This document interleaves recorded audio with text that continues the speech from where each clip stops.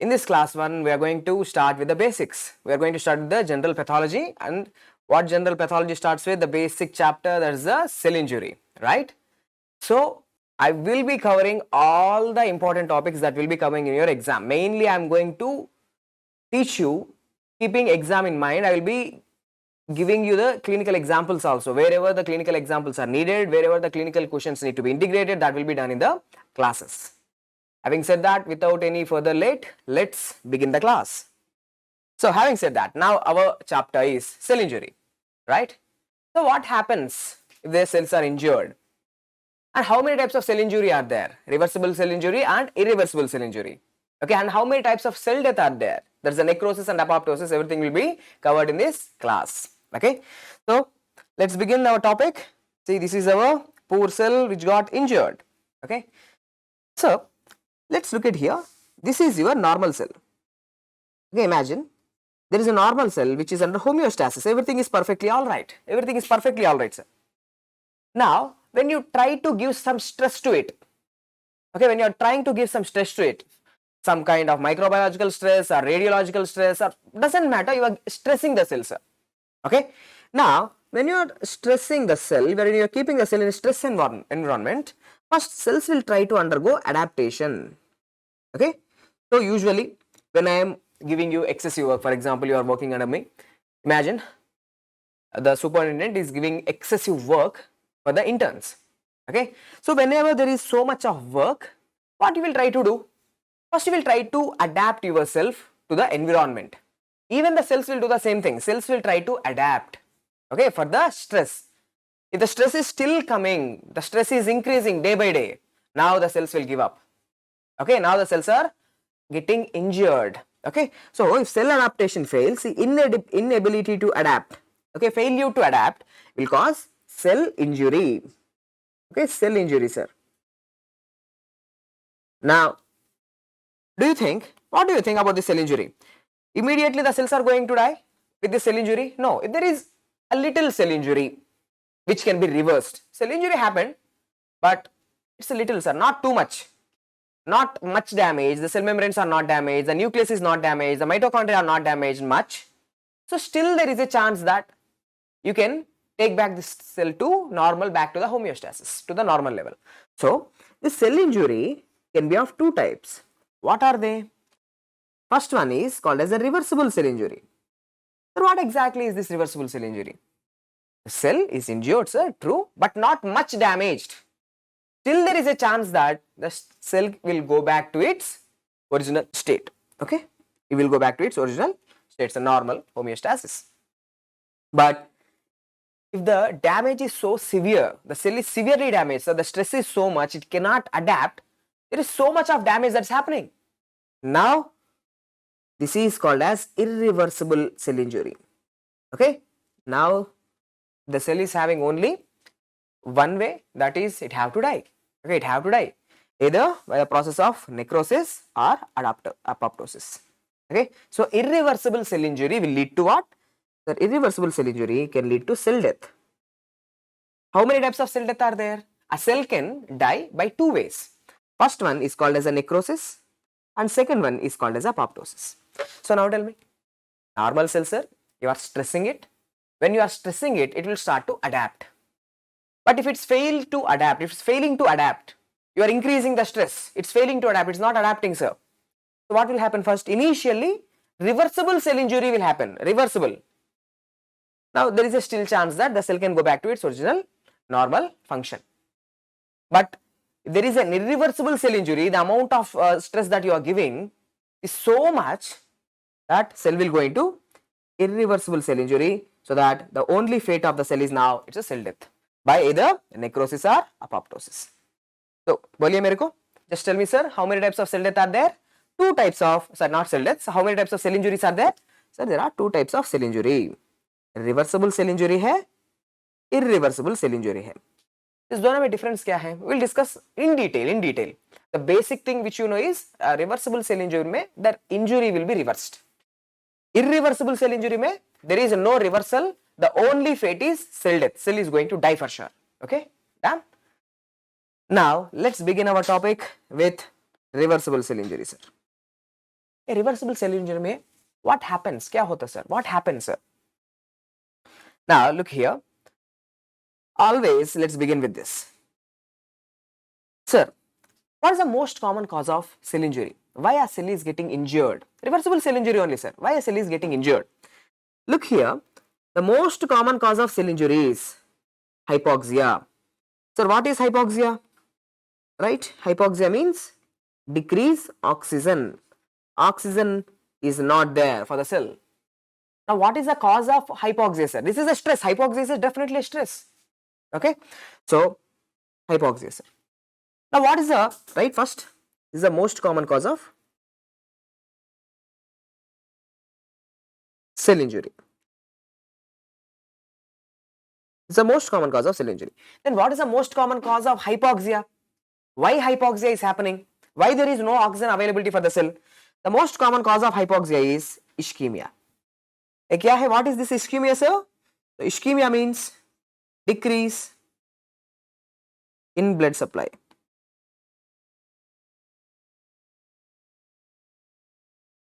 Okay, so decrease in blood supply. The blood vessel might be occluded because of a thrombus. The blood vessel is occluded because of thrombus or atherosclerosis or because of some reason. So, there is ischemia. That ischemia is leading to hypoxia, sir. Now see, whenever there is a hypoxia inside a cell, sir, cell में hypoxia होने तो, okay, whenever there is a hypoxia in the cell, sir, which organelle is going to be most commonly affected? Okay, which organ is going to be most commonly affected? First, the mitochondria will be affected, sir. Why? Because mitochondria loves oxygen. By taking the oxygen, it causes, oxidative phosphorylation, ATP production, it, right? So, first organelle that will be affected is mitochondria is going to be affected, sir. Mitochondrial dysfunction. Now, whenever there is no oxygen, mitochondria is not functioning properly. Sir, whenever the mitochondrial dysfunction happen, do you think ATP will be produced? No, sir, ATP production decreases. So, oxidative phosphorylation will be affected. Okay, the process of oxidative phosphorylation in the electron transport chain, it will be affected, sir. So, ATP production decreases. ATP decreased. So, the cell currency, sir, ATP, now it's not there. So, what you have done? You have given the stress, sir. Now you are giving the stress in the form of hypoxia. Hypoxia is going to cause the mitochondrial dysfunction. This is the first cellular change. Okay, first change in cell injury. So, what is the first change in the cell injury? The first change that happened in the cell injury is mitochondrial dysfunction. That's the MCQ. Okay, sir, ATP decreased. ATP not there. So, what happens? See, on each and every cell, you know one thing. Okay, let me show here. Sir, actually, on all our body cells, there is a universal pump present. What is that pump? Can you tell me? Come on, travel expert Divya Reddy, can you tell me? What is this pump which is bringing 2 potassium into the cell? It is taking out 3 sodium out of the cell. Do you know what is this pump? It is throwing 3 sodium out of the cell and bringing 2 potassium into the cell. Always by using the ATP. Okay, by using the ATP, sir. What is the name of this pump? This is called as sodium. This is sodium potassium ATPase. See, sodium potassium ATPase requires ATP for the movement of sodium out of the cell and to bring the potassium into the cell. Now, just tell me, sir. Sir, when the ATP is not there, okay, now the cell is not having the ATP, sir. Now, do you think this pump will function? The sodium potassium ATPases, which is present on all our cells. Now, this cell also, this cell which is getting injured. So, the sodium potassium ATPase is not going to function. When the sodium potassium ATPase is not functioning, what will happen? Which ions will start to accumulate inside the cell? Sir, see, dekho, sodium ions are getting accumulated inside the cell. Okay, so there is accumulation of the sodium ions. Now tell me, sir, wherever there is sodium, water follows. Wherever there is sodium, sir, water follows. You know the basic thing. Now, ATP is not there. When ATP is not there, these pumps are going to fail. When the pumps are failed, this ionic balance is affected. The sodium is going to get accumulated inside the cell. Wherever there is sodium, this Sodium will try to drag the water. So more water will come into the cell, sir. More water. Okay, now water is coming into the cell. Okay? There, देखो, the same thing, whatever we have discussed, the same thing I have shown here. See, decrease in the ATP. Okay, ATP is decreased. So the sodium, potassium, ATPases are getting affected, sir. Sodium, potassium, ATPases. When the sodium, potassium, ATPases are affected, देखो what happened? Increase influx of water. I have explained you why more water is coming, because of the accumulation of the sodium ions. Sodium ions are more inside the cell, accumulation of the water. Now tell me, sir. Now more water is coming into the cell. So can I call this as a hydropic change? Cellular swelling, right? Hydropic change, sir. Okay. So this is the first morphological visible change in reversible cell injury. Okay. So cellular swelling. Cells are getting swelled with the water. Now they are getting little obese, sir. Obese. Water is coming into them. Now they are little swollen. Okay. So this is called as, right, hydropic swelling. Okay, hydropic swelling. Now, right, what is MCQ? For your exams, especially for all the board exams, any exams, sir, the first morphological change.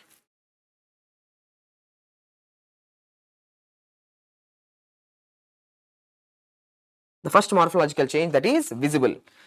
Now, if they ask you what is the first change in cell injury, the first change in cell injury is mitochondrial dysfunction. Then what is the first morphological change that you can see under the microscope? It is the cellular swelling or hydropic change. Hydropic change, sir. Water accumulation.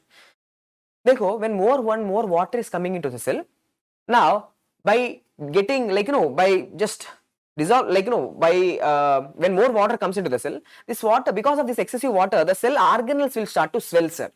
So endoplasmic reticulum is also going to swell.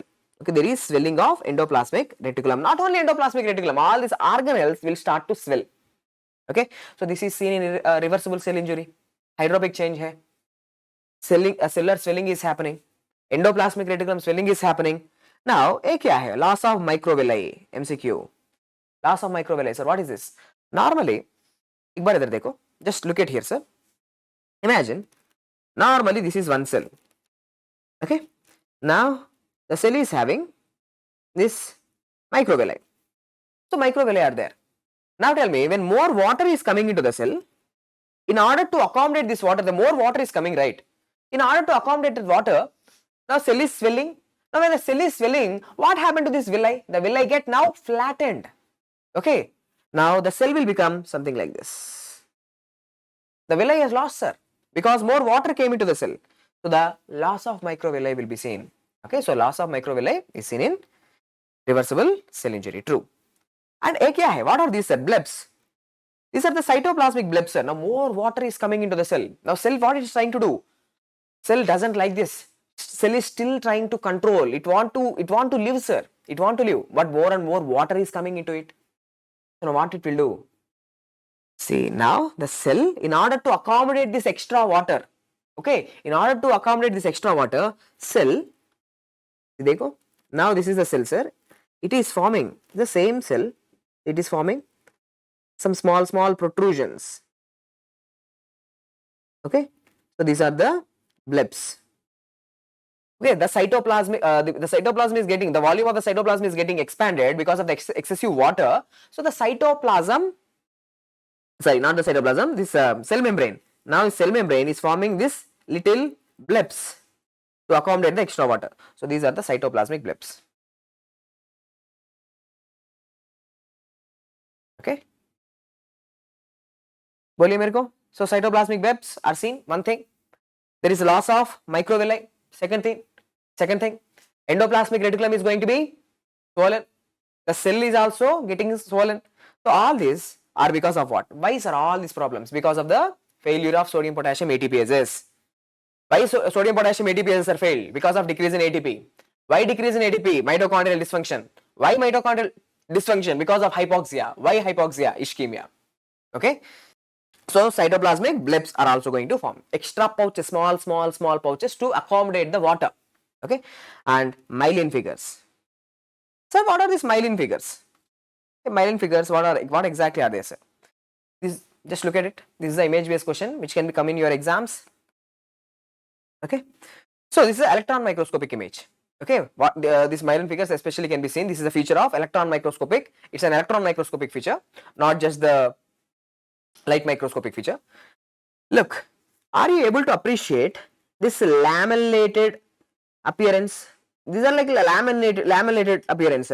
Okay, so this structure is concentric whorls or lamellations which you can see in the cytoplasm. So these figures are called as the myelin figures. So what exactly are they? What they are made up of? Listen, the cell is getting water, more and more water is going into the cell. The cell is getting swollen. Even the cell organelles are getting swollen, sir. Now tell me one thing. Cell is made up of, the cell is covered by what? Cell membrane, which is made up of phospholipids, which are hydrophobic. Okay.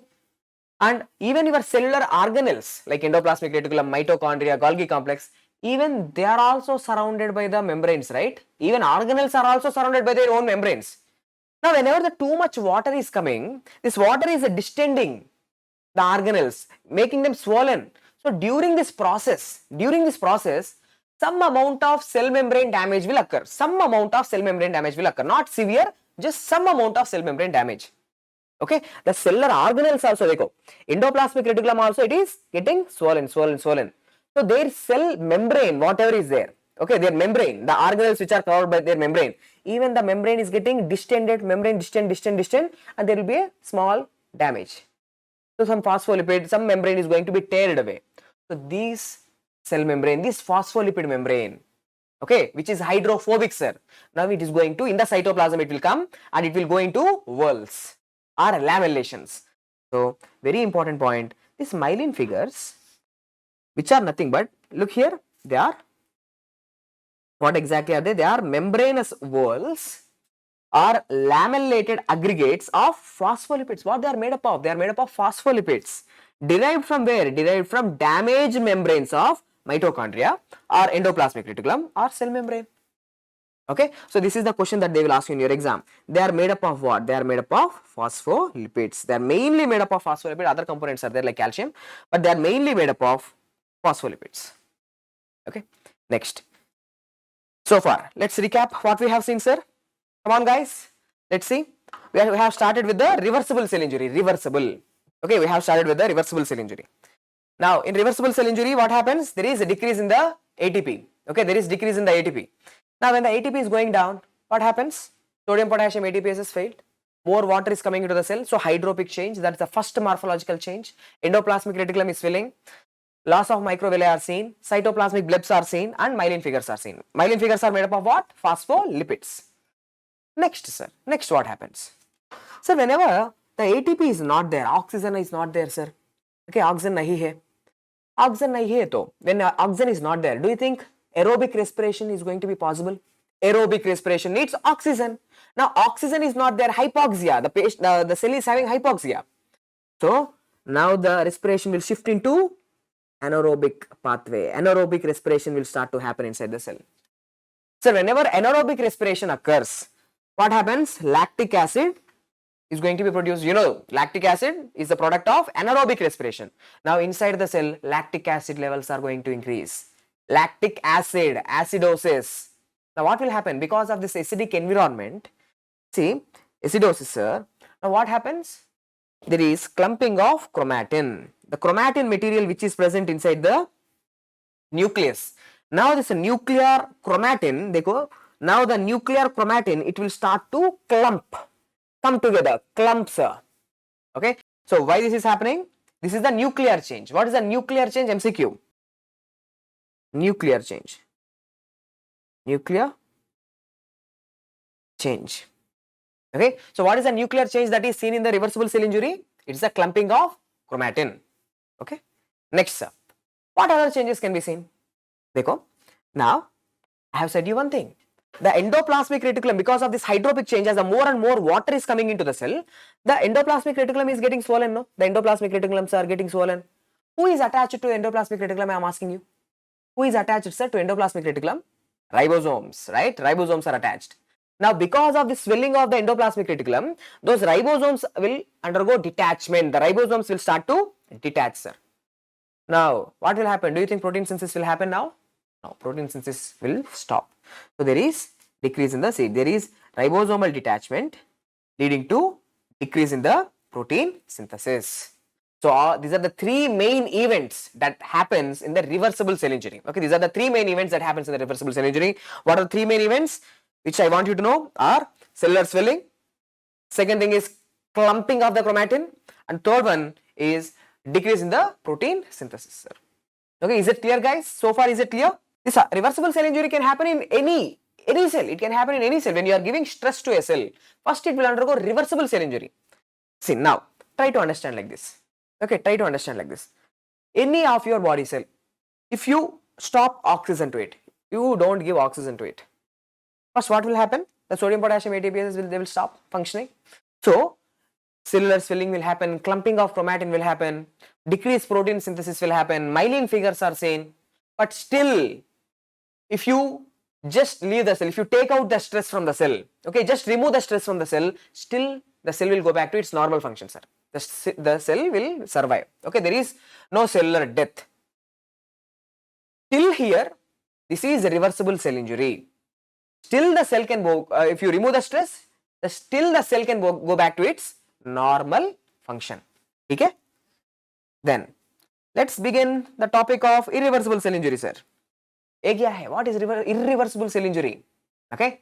Now, देखो, when can we say that the cells are irreversibly damaged, sir, beyond repair? Now there is no repair, sir. Beyond repair, the cell is damaged, sir. Do you know what is that one thing? There is severe membrane damage. If the cell membrane of the cell, if it is severely damaged, the cell can no longer undergo, you cannot repair the cell. Okay? Now it is no longer reversible cell injury, now it is irreversible cell injury. Okay? So, what is that thing which differentiate reversible cell injury for irreversible cell injury? It's a severe membrane damage. Okay. So now let's see here. Imagine this is one cell where the membrane of the cell is damaged, sir. In many places, see for example, in this place the membrane is damaged. In this place also the membrane is damaged. Cell membrane is damaged. Okay. Now where the cell membrane is damaged, just tell me, sir, from outside, calcium, whatever the calcium is there, okay, calcium levels inside the cell is very, very less, sir. This is also the FMGE question. The question which was asked in the recent FMGE exam, question is, which ion concentration is maintained less in the cell? When compared to the other ions, the calcium concentration inside the cell is very less. Inside the cell it is less, outside the cell it is more, sir. Outside the cell it is more. So now tell me, when the cell is damaged, the cellular membrane, when the membrane is damaged, now this calcium will start to come into the cell. Now, I hope you already know from your first year of MBBS, sir, calcium, what exactly is this the calcium? Calcium is enzyme activator. Okay, calcium is the enzyme activator. It activates all the enzymes, sir, multiple enzymes. Okay, now let's see what happens. There is severe membrane damage, so that there is increase in the calcium influx into the cell. From outside, the calcium is going to come into the cells. Okay. Now, what this calcium will do? See, calcium is going to activate certain enzymes. Which enzymes, sir? Phospholipases. Now, it is decided. Cell membrane is damaged. There is no chance of repair. Now, the cell have to undergo death for sure. Irreversible, no. So, cell have to die, sir. So, if the cell have to die, you have to break the cell membrane. You have to break the nucleus. You have to break the proteins inside the cell. Okay. So, this calcium, it activates inside the cell, the calcium activates the phospholipases. The phospholipases are going to be activated. Okay. Now, what happens now? Dekho. That the phospholipases, they will break the cell membrane and break the mitochondrial membranes. The cell membranes, mitochondrial membranes, they will be broken down.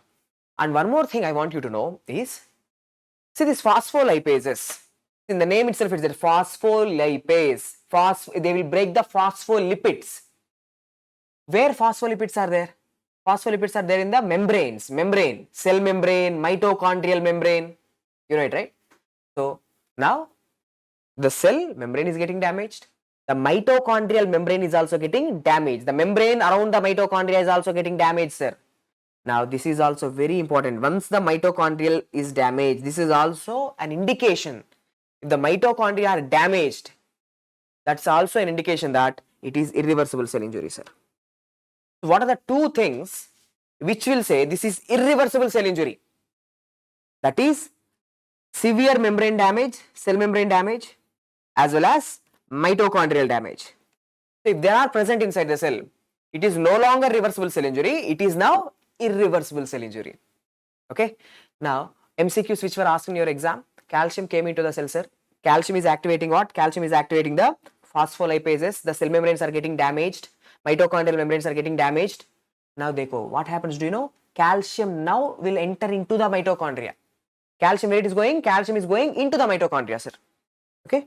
So now this calcium which is going into the mitochondria, it is called as large flocculent densities.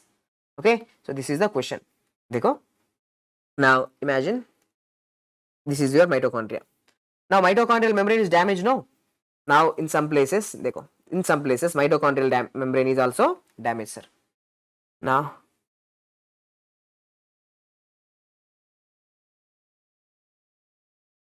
this is your mitochondria, right?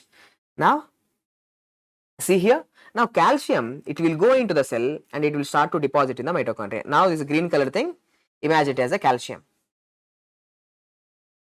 Okay, so these are the calcium deposits.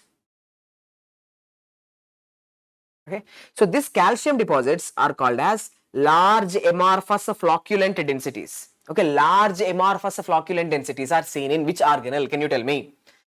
Large amorphous flocculent densities are seen in mitochondria. So what exactly are these large amorphous flocculent densities? What exactly are they? They are nothing but calcium deposition in mitochondria. MCQ.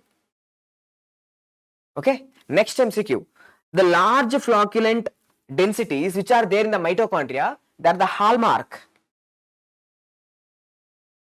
of what, sir? Hallmark of, okay, large amorphous flocculent densities, they are the hallmark. So they are the hallmark of irreversible cell injury. Okay, so they are the hallmark of irreversible cell injury, sir. So now let's just see the MCQs. Okay, what are the MCQs which I want you to know is, sir, calcium is coming into the cell. Now where this calcium is going? Sir, the calcium is going inside the mitochondria and the calcium is getting deposited in the mitochondria. So this calcium is called as a large flocculent amorphous densities, which are the hallmark of irreversible cell injury. Irreversible cell injury. Okay. Next. So the calcium, whatever is coming in, calcium is coming in, right? So this calcium not only activating the phospholipases which breaks the cell membrane, it will also activate the proteases. In the cell, all the proteins will be broken down. So the cytoskeletal proteins, okay, the cytoskeletal proteins, they will be broken down. So again, causing damage to the cell. Okay, so cell membranes are getting damaged, the proteins in the cells are getting damaged, and the last one, the calcium, sir, it will start to activate the nucleases inside the cell. Okay, phospholipases are activated, proteases are activated, and the nucleases are activated. Once the nucleases are activated, what they will do? Nuclease, breakdown of the nucleus will be broken down, sir. Okay, so the nuclear DNA, it is going to be damaged, the nuclear damage is going to be broken down. Once look at here, guys. Now here I am showing you the normal cell. This is the normal cell with the normal chromatin and the nucleus and the nuclear chromatin. But once the cell decided, it's decided irreversible cell injury. Now the cell is undergoing death, sir. Okay. Now do you know what happens? The nucleus, all this nucleus will shrink in size, become condensed. This is condensation of the nucleus is called as pycnosis. Okay. So the condensation of the nucleus is called as pycnosis. After condensation, look at the nucleus. What is happening? What's happening to the nucleus? The nucleus is getting broken down into small pieces. This is called as karyorrhexis. Okay, pycnosis means condensation. Condensation. Karyorrhexis means fragmentation. Fragmentation. And the last one, karyolysis. Karyolysis, sir. Karyolysis means what? Lysis, dissolved, dissolution. Okay. Dissolution. So, what are the nuclear changes? This is the question, sir. They will ask you in an order. What are the nuclear changes that are seen in irreversible cell injury? The cell is undergoing irreversible damage. Once it is decided, irreversible cell injury lead to death. Now, what kind of nuclear changes are seen? pycnosis, karyorrhexis, karyolysis. Order is important. Condensation, fragmentation, dissolution. Okay, these are the nuclear changes. Okay, so this is what I want you to know. So reversible cell injury completed, sir. Irreversible cell injury is also completed. In reversible cell injury, may simple important points: failure of the sodium potassium ATPases, cellular swelling, hydropic change, myelin figures are seen, endoplasmic reticulum swelling is going to be seen, cytoplasmic bleps are going to be seen, microvilli loss is going to be seen. Okay, these are some important points which I want you to know. And what are the nuclear changes that you will see here in reversible cell injury, sir? In reversible cell injury, what is the nuclear change that is seen? The nuclear change is clumping of chromatin, Okay, now here I want to add one MCQ point. So these myelin figures are there, right? So these myelin figures, are they going to be seen in reversible or irreversible? They are seen in both, sir. These myelin figures, they are seen in both reversible and irreversible. They are seen both in reversible as well as irreversible cell injury. Okay, myelin figures are seen both in reversible as well as irreversible cell injury. What is the nuclear change that is seen? Clumping of chromatin. Now, in irreversible cell injury, what are the points which I want you to know? What are the two things that decide that cell is irreversibly damaged? One is cell membrane damage and mitochondrial damage. Presence of large flocculent mitochondrial densities is the hallmark of irreversible cell injury, and that's because of the calcium deposition is in the mitochondria. Okay, and what are the nuclear events that are seen? This is important. Nuclear events are condensation of nucleus, pycnosis, followed by karyorrhexis and karyolysis. So with this, irreversible cell injury is also completed. Reversible cell injury hai, irreversible cell injury hai. After irreversible cell injury, what happens? Cell will die. Cell will die, sir. Okay. Now, let's talk about the necrosis, sir. Cell death. Cell dead, sir. Cell dead. How many types of cells do you have? There are multiple organs are there, multiple tissues are there in our body. There are different tissues are there, different, simple, try to understand like this. Different tissues, different cells. So, different cells will undergo different types of cell death, sir. Okay, actually there are two types of cell death. One is necrosis and apoptosis. First we will discuss about the necrosis. See, necrosis, first point, always pathological, sir. Always pathological. Cell doesn't want to die. Cell always want to live. Now in this condition, cell want to live, but some stress from outside, stress, that is reversible cell injury, irreversible cell injury, now it is causing the death of the cell. So necrosis is always pathological.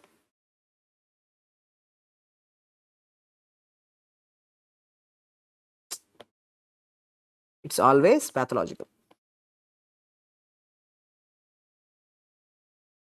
Okay, it's always pathological. Necrosis, is it active or passive? So it's a passive process, sir. What does I mean by passive? Sir, during this process, the cell is dying. No ATP is involved. There is no ATP, no program, nothing. Because of some external stress, it is killing the cell, sir. Okay, I used to remember necrosis more like a murder. Okay, the cell doesn't want to die, but some stress from outside is actually killing the cell. Okay, different types of tissues will undergo different types of necrosis, sir. So what you should know for your exam? The most common type of necrosis is coagulative necrosis. Most of our body tissues will undergo coagulative form of necrosis. What is this, sir? Coagulative necrosis. Cell dead. Okay, cell is dead, sir. But if you put under the microscope, still you can identify the cell architecture. Sir, this is a cardiac myocyte. This is a nephron, sir. This is a renal tubule. Still the architecture, cell is dead, but still the architecture is preserved. Okay, so this is called as coagulative necrosis, which is the most common type. Guys, once look at here. Here I am showing you the kidney. This is the kidney. Now, because of the occlusion of the artery, see, there is wedge-shaped necrosis. So this part of the kidney have undergone necrosis, coagulative necrosis. Okay, so now one by one. Coagulative necrosis. This is the image-based question, which was many times tested in the exam, sir. So in coagulative necrosis, first tell me, what happened to the tissue architecture? What happens? Preserved. So still you can say, sir, this is cardiac myocyte, or this is this is a hepatocyte, or this is a renal tubule. You can still identify the structure even after the death of the cell. So this type of cell death is called as coagulative necrosis. Okay. Now it is seen in, sir, it is seen in heart, Myocardial infarction is an example of what? Myocardial infarction is an example of coagulative necrosis. The tissue dead, but still structure is preserved. The cell structure, architecture, the boundaries, outline, it is still preserved. Okay, so under the microscope you can identify it. Okay, heart and kidneys, spleen, and most of the solid organs. Okay, most of the solid organs. So because of infarction, this is the word they will use you most of the time, infarction. So because of the infarction, what exactly is infarction? You have cut down the blood supply, the tissue is dead, infarcted area. Okay, so now you can say that this is the infarcted area, you have cut down the blood supply, that area is dead. So that's an example of coagulative necrosis. Now it is due to what? Sir, in coagulative necrosis, still you are saying, I am saying you, that still architecture is preserved. Why architecture is preserved? Because of a process called as denaturation of proteins.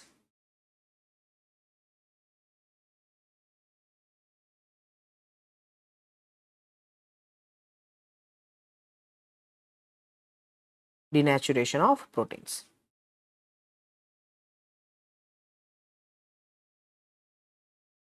Okay. So the proteins will undergo denaturation, and because of this process, because of the denaturation of the process, because of this process, denaturation, still the architecture is preserved, sir. Okay. Next, sir, what are these ghost cells? This is also MCQ which was asked from this area. Ghost cells are seen in. Now tell me, this is a normal healthy cell, sir, with the nucleus in the center. Normal healthy cells with the nucleus in the center. Okay. Now, when a cell is undergoing death, cell is dying, sir. Now, inside the cell, okay, cell is dead, already dead. Inside the cell, can you see the nucleus? The nucleus is not there. So now there is an empty cell. So these empty cells without the nucleus, still the architecture is preserved, the outlines, boundaries are there. But inside the cell there is nothing, deserted, no one is there, nothing is inhabited. So we use the word deserted cities, right? Deserted, ghost towns. Okay, ghost towns. Ghost towns means what? No one is inhabiting over there, nothing is there. Okay, just empty houses. So in the same way, now in these cells, nothing is there, empty cells. Okay, so these cells are called as ghost cells. So ghost cells are seen in which type of necrosis? They are seen in coagulative necrosis. Okay, and coagulation, denaturation of proteins or coagulation of proteins will be seen. Coagulation of proteins will cause the preservation of the architecture. Denaturation or the coagulation of the proteins will cause the coagulative necrosis. Completed, sir. Now image based question which was tested in FMGE exams and PG exams, Indian exams, this question was asked, and even in the MLE exams, board exams also these questions will come. Now what is this which I am showing you right now? This is your brain. Now see, this area of the brain is getting infarcted, gone. Okay, I shouldn't say, but anyway, this area of the brain is getting damaged, dead, sir. Now if you take small tissue from here, just take a small tissue from here, put it under the microscope and look at it. You cannot say anything. The tissue architecture, you cannot say that this is a neuron. The tissue architecture is not preserved, sir. Okay, so the entire, in that area, there is liquefactive necrosis happening. Totally it's getting dissolved. Liquefaction. Okay, so now these tissues, okay, these type of tissues will undergo liquefactive necrosis. So which tissues? So first write the seen in brain.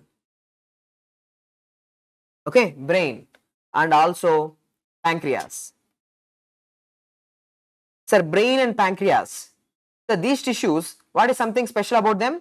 So the brain and pancreas, they have lots of enzymes. Okay, lots of enzymes due to presence of hydrolytic enzymes. Okay, so when these cells are undergoing death, due to the presence of high amount of hydrolytic enzymes within them, these enzymes will start to totally dissolve the cell architecture, sir. So what happened to the tissue architecture? The tissue architecture is not preserved. Okay, the tissue architecture is not going to be preserved, sir. Then the image based question, very important. Okay, now after that, look at this. This is your lung tissue. Actually, this is your lung tissue. Now in this lung tissue, there is this area. Dekho. So this area, how it is looking like? It's looking like a cottage cheese. It's looking like a cheesy appearance, waxy, cheesy appearance. So this lung tissue is undergoing necrosis, okay?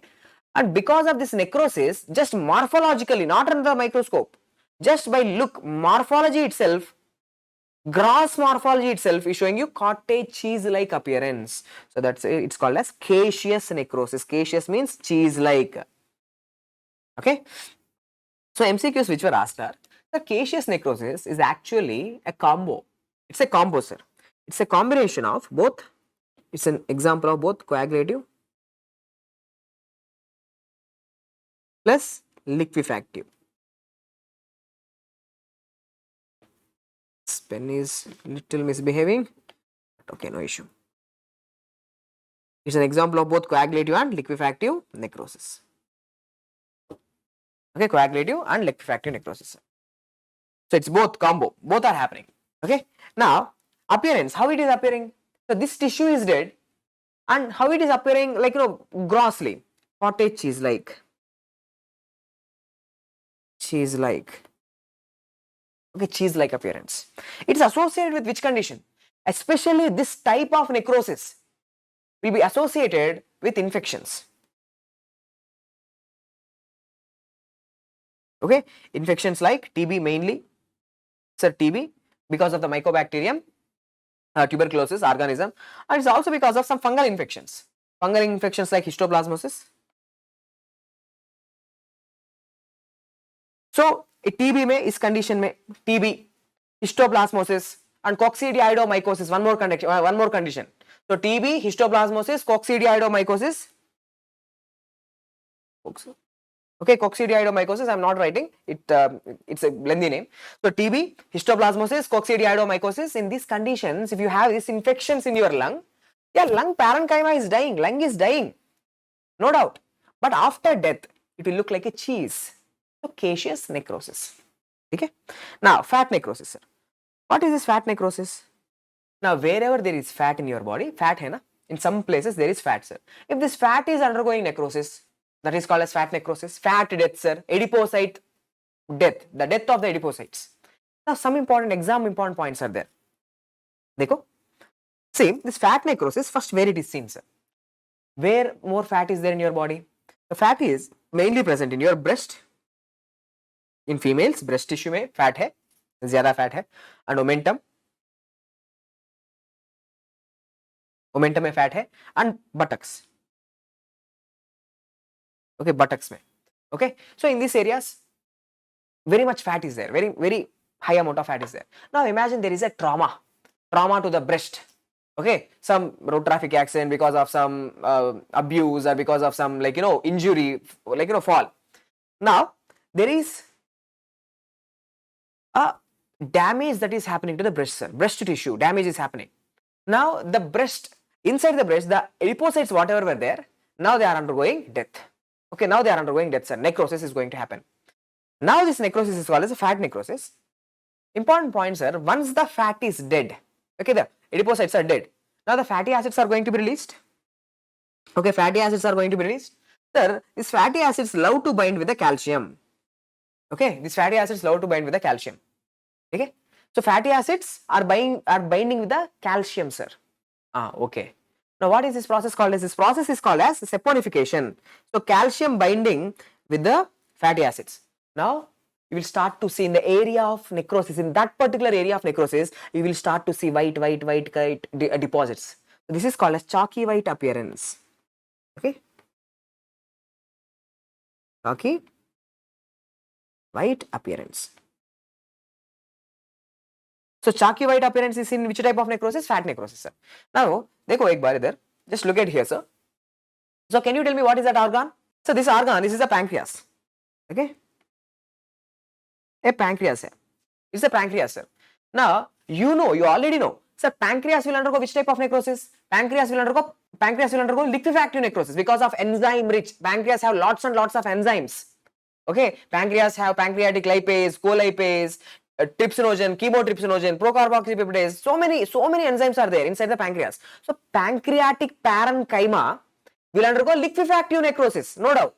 But now I am talking about the peripancreatic fat. Okay, around the pancreas also fat is there. Now this is the fat I am talking about. एक बार देखो. Now in this condition, sir, are you able to look? The peripancreatic fat is undergoing necrosis, and whenever fat necrosis happens, their calcium will start to deposit. Their calcium is starting to deposit. So this process is called as saponification. Okay, this process is called as what? Saponification, sir. So giving you which kind of appearance? Chalky white appearance. Okay, now the questions will be something like this. This kind of questions will come in your exam. Acute pancreatitis. The patient is having acute pancreatitis. So what kind of necrosis will happen in the pancreas, inside the pancreatic parenchyma? Pancreatic parenchyma will undergo liquefactive necrosis, but the peripancreatic fat will undergo fat necrosis, giving you chalky white appearance. Okay, next, sir. Especially this is very much important for your NEET PG exams also. Look, fibrinoid necrosis. Fibrinoid means fibrin deposition. Necrosis is happening. There in the area of necrosis, you will see pink color fibrin-like material. Pink color glossy material is going to be seen. Now where it is seen? In which conditions you will see fibrinoid necrosis? What are the examples? Okay, examples seen in vasculitis, sir. Okay, especially autoimmune, immune mediated, not autoimmune, immune mediated vasculitis, like polyarthritis nodosa. So polyarthritis nodosa, sir, it's an example of what? What happens in polyarthritis nodosa? Polyarthritis nodosa condition mein, there will be necrotizing vasculitis. The vessels are undergoing necrosis. Vessels are dying because of immune mediated damage. Now if you look at the vessel, this is absolutely blood vessel, sir. How can you say this is the lumen where blood cells are seen? Now this is the wall of the blood vessel which is undergoing necrosis, but look here in the wall, there is pink color fibrin-like material present. So this type of necrosis where pink color material is getting deposited, this is called as fibrinoid necrosis. Okay, so fibrinoid necrosis is seen in polyarthritis nodosa. And not only that, one more heart condition, sir, which is called as rheumatic heart disease. In rheumatic heart disease, again in the heart, there is some areas will undergo necrosis, which are called as ash of bodies.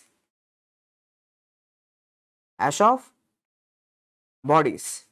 Okay, the ash of bodies which are pathognomic, they are pathognomic of rheumatic heart disease. In cardiovascular system, again I will teach you there. But for now, just trust me. Sir, in a condition called as rheumatic heart disease, you will see ash of bodies. These ash of bodies are example of what? These ash of bodies are again example of the fibrinoid necrosis, sir. Okay, so with this, the important types of necrosis are completed. Just you look, what are the important types of necrosis? Coagulative necrosis, liquefactive necrosis, coagulative necrosis in all the solid organs like heart, kidneys, spleen, all solid organs. Next, liquefactive necrosis in those organs where enzymes are more present like brain and pancreas. Next, Cassius necrosis in infections, fungal infections and TB infections in the lung with the cheesy material development. Next, fat necrosis in the breast. For example, the question will be something like, there is this one female, she is driving the car, now she met with a road traffic accident. Now because during this road traffic accident, now she had a trauma to her breast, that steering wheel, now her breast is getting compressed against the steering wheel. Now which type of necrosis will happen in her breast? Fat necrosis will happen. Okay, which process will happen? Saponification will happen. Calcium will love to going to deposit in that fatty acid area. Wherever the fatty acids are there, now the calcium will start to deposit in that area. Okay, and fibrinoid necrosis seen in the vessels, vasculitis condition. Done. Now after this, some important types of necrosis are there. Important types, some little special. See, dekho idhar. So what is this? Diabetic patients, you know, diabetic patients, especially they will be having the gangrene, sir, gangrene. So this is the dry gangrene. Okay, dry gangrene, where you can see a very clear demarcation. This is the word which is important, sir. Okay, so this area is dead, which is looking like a mummified, totally dry area, totally mummified. There is no bacteria growing in that area. Okay, so what exactly is happening? Dry gangrene is what, sir? Dry gangrene is nothing but coagulative necrosis. It's a type of coagulative necrosis. Okay, in that area what happened? Coagulative necrosis happened. Okay, now you cut down the blood supply to that area, slowly, gradually you have cut down the blood supply to that area, so that area is dead. Coagulative necrosis. Okay, so just look here, important MCQs which you need to know for your exams. Concentrate. There are two types of gangrene. dry gangrene, wet gangrene. Okay, so dry gangrene is most commonly seen in, so dry gangrene is going to be seen in the limbs, upper limbs and lower limbs. But wet gangrene, it is seen more in the bowels, sir, intestines. Okay, mainly seen in the intestines. Okay, it doesn't mean it is seen in the other extremities. Yes, it can also be seen even in the limbs also, but mainly it is seen in the limb. It is seen in the bowels. Wet gangrene is seen in the bowels. Dry gangrene is seen in the limbs. Now, why? Why wet gangrene? Why dry gangrene? Sir, dry gangrene is because of the main arterial occlusion. The artery supplying this area, that's blocked. When the arterial occlusion happens, no blood flow, ischemia, hypoxia, stress, reversible cell injury, irreversible cell injury, gone, coagulative necrosis. Okay, so due to the arterial occlusion, dry gangrene will occur. This wet gangrene is more of venous blockage. Okay, more commonly venous occlusion. The veins are occluded. Okay, the venous drainage is blocked. When the venous drainage is blocked, congestion will happen. No new blood is coming to that area. No new blood is coming to that area. Venous congestion is there, so tissues will die. Tissues will die. Okay, but in your exam, for exam point of view, sir, I don't want to remember all these things. Tell me something which will come in your exam. It is image based question. See, when you see a clear demarcated line and if it's looking like a mummified appearance, a dry mummified appearance, that's a dry gangrene. It's an example of what? It's an example of coagulative necrosis.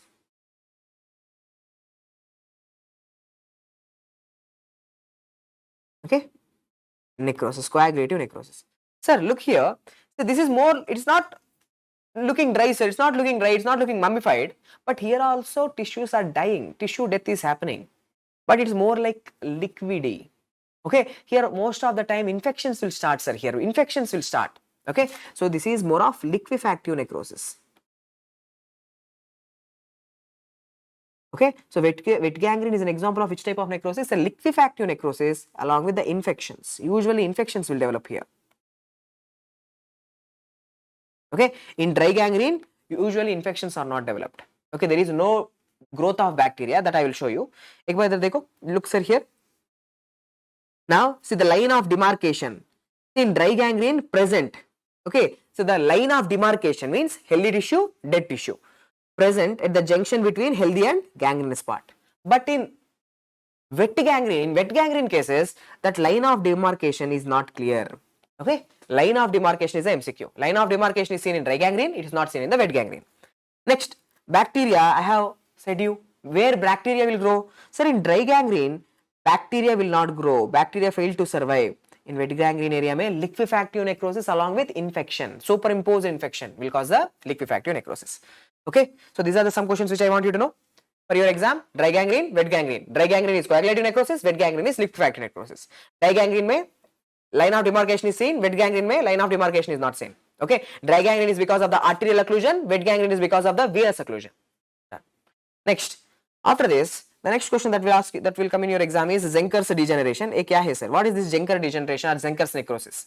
So this Zincus degeneration is also called as hyaline necrosis. Hyaline necrosis, sir. Where this necrosis is happening? Necrosis of skeletal muscles. Okay, so very important, especially for the NEET PG exam. It's severe, glassy, looking like glassy, shining, glassy, or waxy hyaline degeneration. They are the same things. Waxy, they will use the word waxy degeneration that is happening in the skeletal muscles. What exactly is it? Zincus degeneration. Skeletal muscles are dying, undergoing necrosis, death. Why? See, necrosis of skeletal muscles. In which condition? In acute infectious conditions. In acute infectious conditions, because of the production of the toxins, these toxins are going to give the stress to the muscles and the muscles are going to die. Okay, so the skeletal muscles are going to die. So this type of skeletal muscle death is called as Zincus degeneration. Okay. So this Zincus degeneration, it's which type of necrosis? Skeletal muscle is dying. Which type of necrosis? Again coagulative.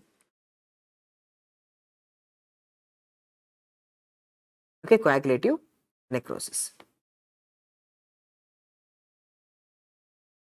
Okay, coagulative necrosis, sir. See, one thing, sir, whenever you see the word coagulative necrosis, imagine my skeletal muscles are undergoing necrosis. Now I am saying it's an example of coagulative necrosis, which means if you take a tissue and if you put it under the microscope and if you look at it, the tissue architecture is preserved. Okay, tissue architecture is preserved. So it's seen in which type of infection? This Zincus degeneration seen in which type of infection? Especially typhoid. Seen in typhoid, and not only in typhoid, it's also seen in hepatitis also, but typhoid, sir. Typhoid is also called as enteric fever. Because of which organism? Salmonella typhi. Okay. So which skeletal muscles are going to most commonly undergo this Zincus degeneration? Which skeletal muscles? So skeletal muscles here are rectus abdominis. Rectus abdominis, sir. Okay. So rectus abdominis, what exactly is this muscle? Rectus abdominis. Rectus abdominis is the six-pack muscle, that muscle. Okay. We will undergo degeneration.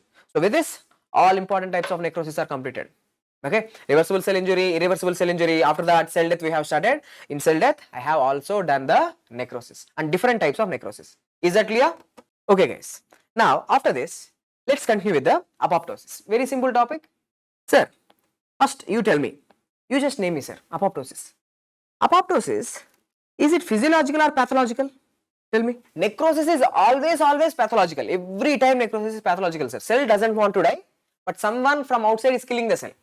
Okay, apoptosis is sometimes physiological and sometimes pathological, sir. Both. It's both physiological as well as pathological. Sometimes the cell have to die. Our body cells have to die sometimes. I will explain you.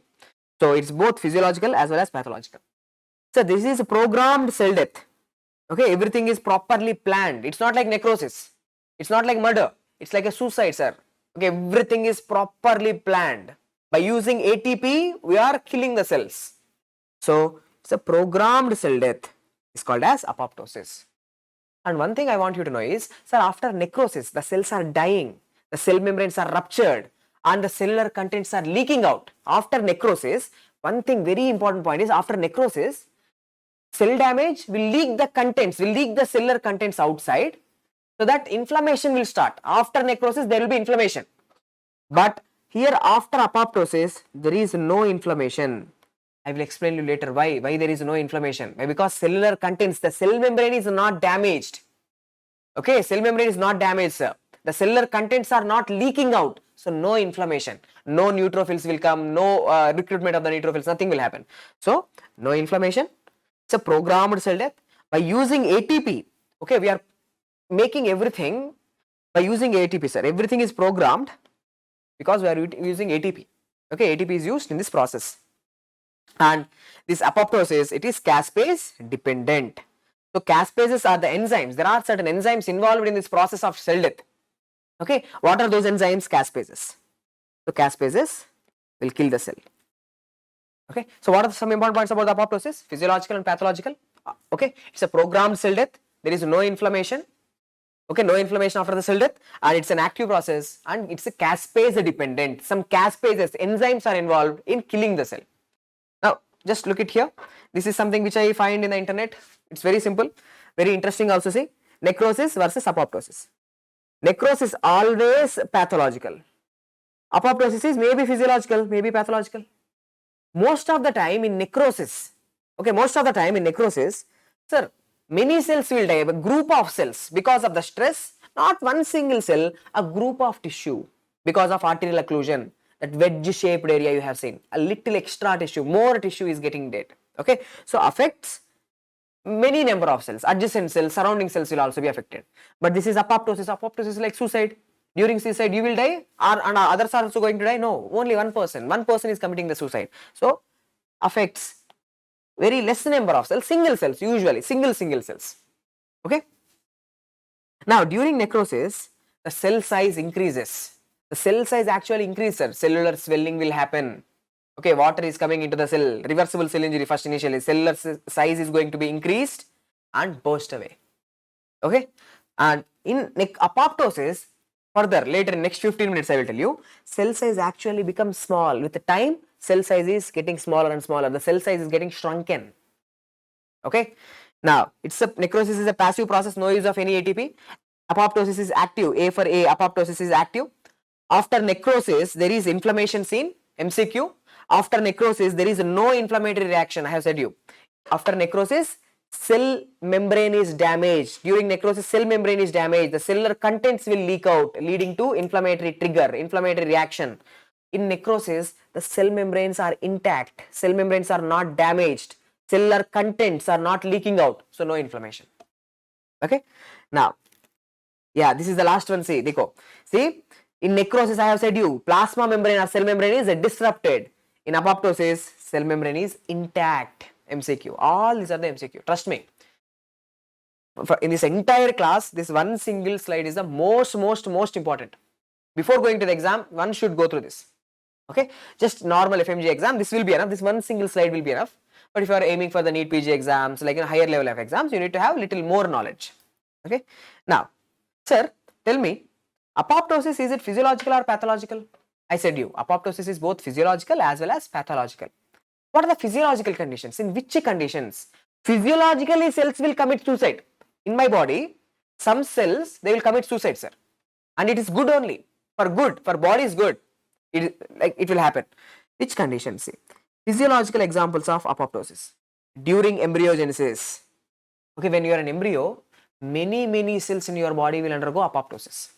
Okay, actually, the classical example which they give you is, your hand will be something like this. It's like a stump, sir, one single stump.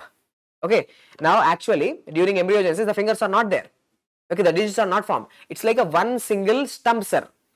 Now, here, in this area, whatever the cells were there in this area, okay, it's like a one single stump. It's like a one pad of tissue. Okay, now whatever the cells which are filling in this area, they will all undergo apoptosis. So, death of the cells in this area will create the spaces so that digits are formed. Okay, that's a classical example. Okay, so separation of digits from one another, separation of digits from one another. Why? Because the cells which are present in this area, they undergone necrosis. Sorry, apoptosis, not necrosis, apoptosis. Okay, so separation of digits during limb development. One example, sir. Second example, hormone dependent involution. In female, we know every month, once in a month, her endometrial cells will shed out. Okay, why? Progesterone comes down. Whenever progesterone is not there, automatically the endometrial cells will undergo involution and death. So these cells, their survival, the cell survival depends on the progesterone. If progesterone is not there, they will commit suicide. Physiologically, this is not something pathological. This is something normal. Whenever progesterone is not there, by physiology itself, by female physiology itself, the endometrial cells will undergo death and shedding will occur. So this is again example of apoptosis. Endometrial shedding during menstruation is an example of physiological apoptosis. Okay, and deletion of autoreactive T cells. Okay, self-reactive lymphocytes are normally in your thymus. Actually, the T cells, they are going, actually it's like a school set. The T cells, they will learn there. What is self tissue? What is foreign tissue? Whom to attack? Whom should not be attacked? The T cells maturation will happen in the thymus. During that maturation, what will happen? They will differentiate, they will know to differentiate which is self and which is non-self, which is self and which is foreign antigen. Okay, now during this process, if a T lymphocytes, for example, see, there is this one T lymphocyte, it is recognizing the self, antigen as a foreign antigen. Now is that good? A lymphocyte have to recognize a non-self antigen. Okay, it have to attack a foreign antigen. It have to attack the bacteria, not my own cells. For example, one lymphocyte, it is identifying my self antigens as foreign and it is trying to attack. Means self-reactive. These lymphocytes are attacking me only.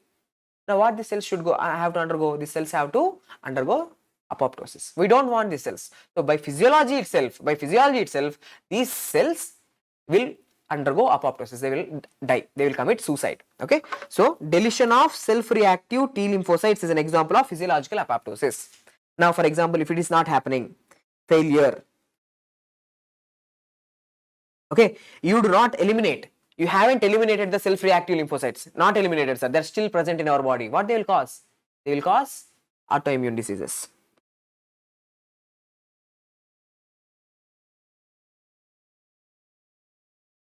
Okay, they will cause what? Autoimmune diseases. Next, sir, physiological apoptosis examples I have given you. Embryogenesis, hormone-dependent conditions like involution of the endometrium, when you remove the progesterone every month, once in a month, and deletion of the self-reactive lymphocytes, elimination of the self-reactive lymphocytes is also an example of physiological apoptosis. Now, favorite question in the NEET PG exam and FMG exam. Sir, councilman bodies. Okay, councilman bodies. What are these, sir? Councilman bodies. These are nothing but dying hepatocytes. The hepatocytes which are infected with the virus. Okay. So, what are these councilman bodies? They are dying hepatocytes. See. Okay. These are the hepatocytes. They are undergoing what? They are undergoing apoptosis.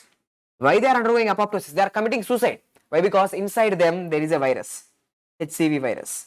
Okay, hepatitis virus is there inside them.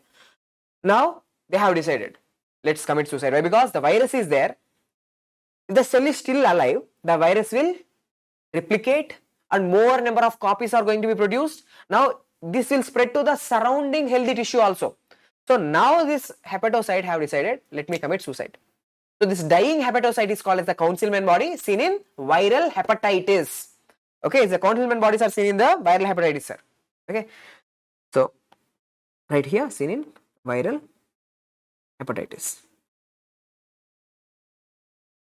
Seen in viral hepatitis. Now, and not only this, I'm going a little fast now. Not only this, just by heart. So our tumors. If you are having a tumor, okay, there is a tumor, so there is a mass. Now, most of the tumor cells, they are not normal cells. Most of the tumor cells will undergo death process. So this is again apoptosis, sir. Most of the tumor cells, they will die. By which process? Apoptosis. That's a pathological apoptosis. Tumor is not something normal. Viral hepatitis is not something normal. So cells are dying in some pathology, but in a more programmed way. They are deciding, they are terminating themselves, okay, by a programmed cell death. So councilman bodies and cell death in tumor conditions, cell death in tumors. And whenever you use anti-cancer drugs, okay, whenever you use anti-cancer drugs, that will kill the cancerous cells. So that's also because of apoptosis. A cell death induced by anti-cancer drugs or cell death induced by radiation, radiotherapy. All these are examples of apoptosis. Okay, so tell me, what are the three pathological examples of apoptosis? Pathological apoptosis. One is councilman bodies, tumor cell death, death of the tumor cells, and giving anti-cancer drugs, killing the cells. Okay, these are the three pathological examples of apoptosis. And what are the physiological examples of apoptosis? Physiological apoptosis are during embryogenesis, sir.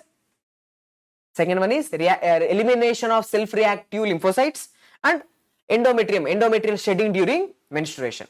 So 100% question will come from this area. Okay, this is the one thing which is very important, and after this is the second thing. And most of the time in exam, this was the question asked. This is the question asked during embryogenesis. The separation of digits is an example of physiological apoptosis. The cells are committing suicide. Okay, sir, how apoptosis is happening? There is something programmed, right? Programmed cell death, caspase dependent. Okay, so what exactly is happening in this apoptosis, sir? Look at here. Sir, actually, there are two ways by which a cell will commit suicide. Two ways, sir. Okay, now, see, now there is this one cell. Now, it is simply sitting like this. Now, a signal is coming from outside. A signal is coming from outside telling that this cell have to die. This cell have to die. So, there is an extrinsic pathway. Okay, an extrinsic pathway. From outside, signal is coming to terminate the cell. Now, the cell will undergo death. So, this is called as extrinsic pathway. Now, you will understand, don't worry. The extrinsic pathway of apoptosis. So, what is this extrinsic pathway of apoptosis? See, now this is your cell, sir. This is one cell. Okay. Now, on this cell, on most of your cell, there is this one receptor present. This receptor is called as CD95. Okay, or death receptor. Okay, there is CD95 death receptor is present. Now, this death receptor. Okay, now if it gets a signal, see from outside, this ligand is called as a FAS ligand, FAS. Okay, FAS ligand. Now this FAS ligand is coming and binding with the death receptor. Now it's a signal. Now it's a signal that this cell have to undergo death. Okay, this cell have to undergo death. Signal is coming from outside that this cell now it have to undergo death. Now you should die. Now you should die. Something like that. Okay. Now FAS ligand is binding with the death receptor, that is CD95. Now what happens? Once this receptor is activated. This is a death receptor. Actually, trimerization will occur. 3 death receptors will come and fuse. Okay, there is something called as a trimerization of the receptor. Not that much important. But once the CD95 receptor is activated, it will activate intracellularly. It will activate something called as FAD. Do you know what is FAD? Fast associated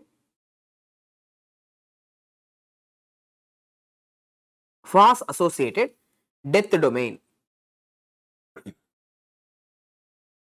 When the signal is coming from outside, the death receptor is activated, the trimerization of death receptors will happen. Okay, 3 death receptors will fuse and they will activate the FAD. Okay, this fast associated death domain is going to be activated. Now what this FAD will do? Sir? Caspases, now they are coming, see. Now they will activate procaspase number 8 and 10. Okay, now these are the procaspases, they are sleeping. Now they are the inactive caspases, sir. Now these inactive caspases are going to be converted into active caspases. Caspase. These are the enzymes. These enzymes are getting activated. Just note till here. Okay. Sir, extrinsic pathway of apoptosis, what is happening? Sir, in extrinsic pathway of apoptosis, signal is coming from outside. The fast ligand is going to bind with the death receptor, that is CD95. Death receptor is activated. Trimerization of receptor will occur. That activates the FAD. Fast associated death domain is activated. Now this fast associated death domain will convert the inactive caspases inside the cell. In each cell, inactive caspases are there. So this inactive procaspase 8 and 10 are converted into active 8 and 10. Okay, now they are ready. So these caspases are the first initial caspases, right? Okay, these are the initial caspases. So these 8 and 10 are called as the initiator caspases. Initiator caspases. Okay, there is one more initiator caspase, I will explain you, but just for now, 8 and 10 are the initiator caspases. Now they are activated. I am ready. Now, what is intrinsic pathway? Extrinsic pathway, procaspase number 8 and 10 is converted into caspase number 8 and 10. Well and good. Now, what is intrinsic pathway of apoptosis, sir? No signal is coming from outside. There is nothing coming from outside. Now cell is under stress, sir. Now the cell is having more and more stress. Now cell is getting more and more stress, sir. Now cell will decide, this is not the time I should leave. Okay, I should not live in this stressful environment. Now do you know what happens? The intrinsic pathway means, okay, do you know what happens? See, actually in each and every cell, okay, in our cells, there are some stress sensors present. Okay, in our cells, these stress sensors are present, MCQ. Okay, FMGE, NEET PG, MCQ. These are the stress sensors. They will all the time sense the stress inside the cells. If there is more stress, less stress, is everything good or not? They are all the time sensing. What are the stress sensors? BIM, BID, BAD, NOXA, PUMA. BIM, BID, BAD, NOXA and PUMA. BIM, BID, BAD, NOXA, PUMA. These are the stress sensors. They will sense the stress. Everything normal or not, normal or not, normal or not. Now, whenever there is more stress on the cell, okay, microbiological stress or immunological stress or radiation, on the cell stress is increasing, sir. Now they are detected. Now there is more stress. Now they detected, sir. Now do you know what they will do? Now they go, sir, these stress sensors, they will activate the pro-apoptotic factors. Now they will activate certain pro-apoptotic factors. Pro means what? They will do the apoptosis. Now the stress sensors, they are activating the pro-apoptotic factors in each and every cell. See, in my every cell, there are two sets of factors present. Two sets of, like, these factors present. One is pro-apoptotic factors, anti-apoptotic factors. Pro-apoptosis means they will cause the apoptosis. Anti-apoptosis means they will inhibit the cell death. They are anti-apoptosis. So what are the pro-apoptosis? Again, FMG MCQ and as well as NEET PG MCQ. In each and every cell, there are pro-apoptosing factors present. What are they? BAX, BCL, XL, P53. So these are the pro-apoptosis. They will kill the cell. Pro-apoptosis. But in each and every cell, there are anti-apoptosis factors also. What they will do? They will prevent the cell death. What are they? BCL2, MCL, BCL, XL. These are the anti-apoptotic factors. Normally, the pro-apoptotic factors, anti-apoptotic factors, there is a balance. Okay, pro-apoptotic factors and anti-apoptotic factors, there is a balance, sir. But right now, right now what is happening? Look, there is more stress. Okay, now there is stress on the cell, sir. Now the stress is going to activate what? Stress sensors, BIM, BIT, BAD, NOR, SUM, PUMA. Now they are activated. Now what the stress sensors will do? They will activate the pro-apoptotic factors. They increase the number of pro-apoptotic factors, and these anti-apoptotic factors are inhibited. They are inhibited, sir. Anti-apoptotic factors are inhibited. Okay. Now tell me. Now tell me what happens. Sir, this concentration, their concentration increases, their concentration decreases. Do you know what happens? एक बार इधर देखो. Intrinsic pathway. Okay, in intrinsic pathway, normally, what is this organelle? Can you tell me? What is this organelle, sir? This is the mitochondria. This is the mitochondria. Now, sir, can you tell me what are these? Can you tell me what is this? Sir, in the inner mitochondrial membrane, in between, actually, outer mitochondrial membrane, inner mitochondrial membrane, in that space, at intermembrane space, there is a substance present. Do you know what is this substance called as? Sir, this is called as cytochrome C, which is the dangerous substance, the dangerous substance in the cell, sir, cytochrome C. So, the cytochrome C actually it is present on the inner mitochondrial membrane. It is present on the inner mitochondrial membrane. Okay. Now, it will never leak into the cell, sir. Normally, it will never come into the cytoplasm, never.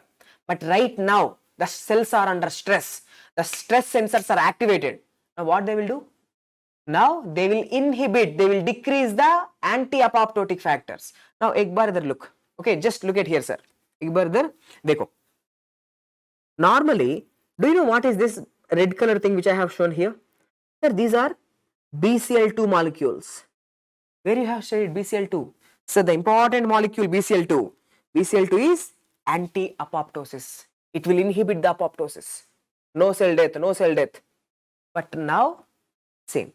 In stressful conditions, this stress sensor, do you know what they will do? Stress sensors, they are decreasing, they are inhibiting, they are decreasing the number of anti-apoptotic factors. So, now look here. What happens, sir? Couldn't able to still is okay, but anyway, now look here. This BCl2 molecule, it's gone. The BCl2 molecule now it is not there. When you remove the BCl2 molecule, now what happens? Cell cytochrome C is going to leak into the cell. So the cytochrome C is now leaking into the cell, sir. Now what the cytochrome C will do? Now cytochrome C, once if it comes into the cell will die for sure. The cell is going to die for sure, sir. So the cytochrome C, it is going to bind with a substance called as APAF1. APAF1. And do you know what is APAF1? Apoptosis. APAF1 for apoptosis activating factor 1. APAF1. Cytochrome C is going to bind with the APAF1. Now this combo, this cytochrome C and APAF1 is called as apoptosome. So now apoptosome is formed. Okay, now what you are left with? Sir, apoptosome. Now one thing I want you to know. Sir, is there any signal coming from outside in this pathway? Any signal is coming from outside? No signal. No signal is coming from the outside.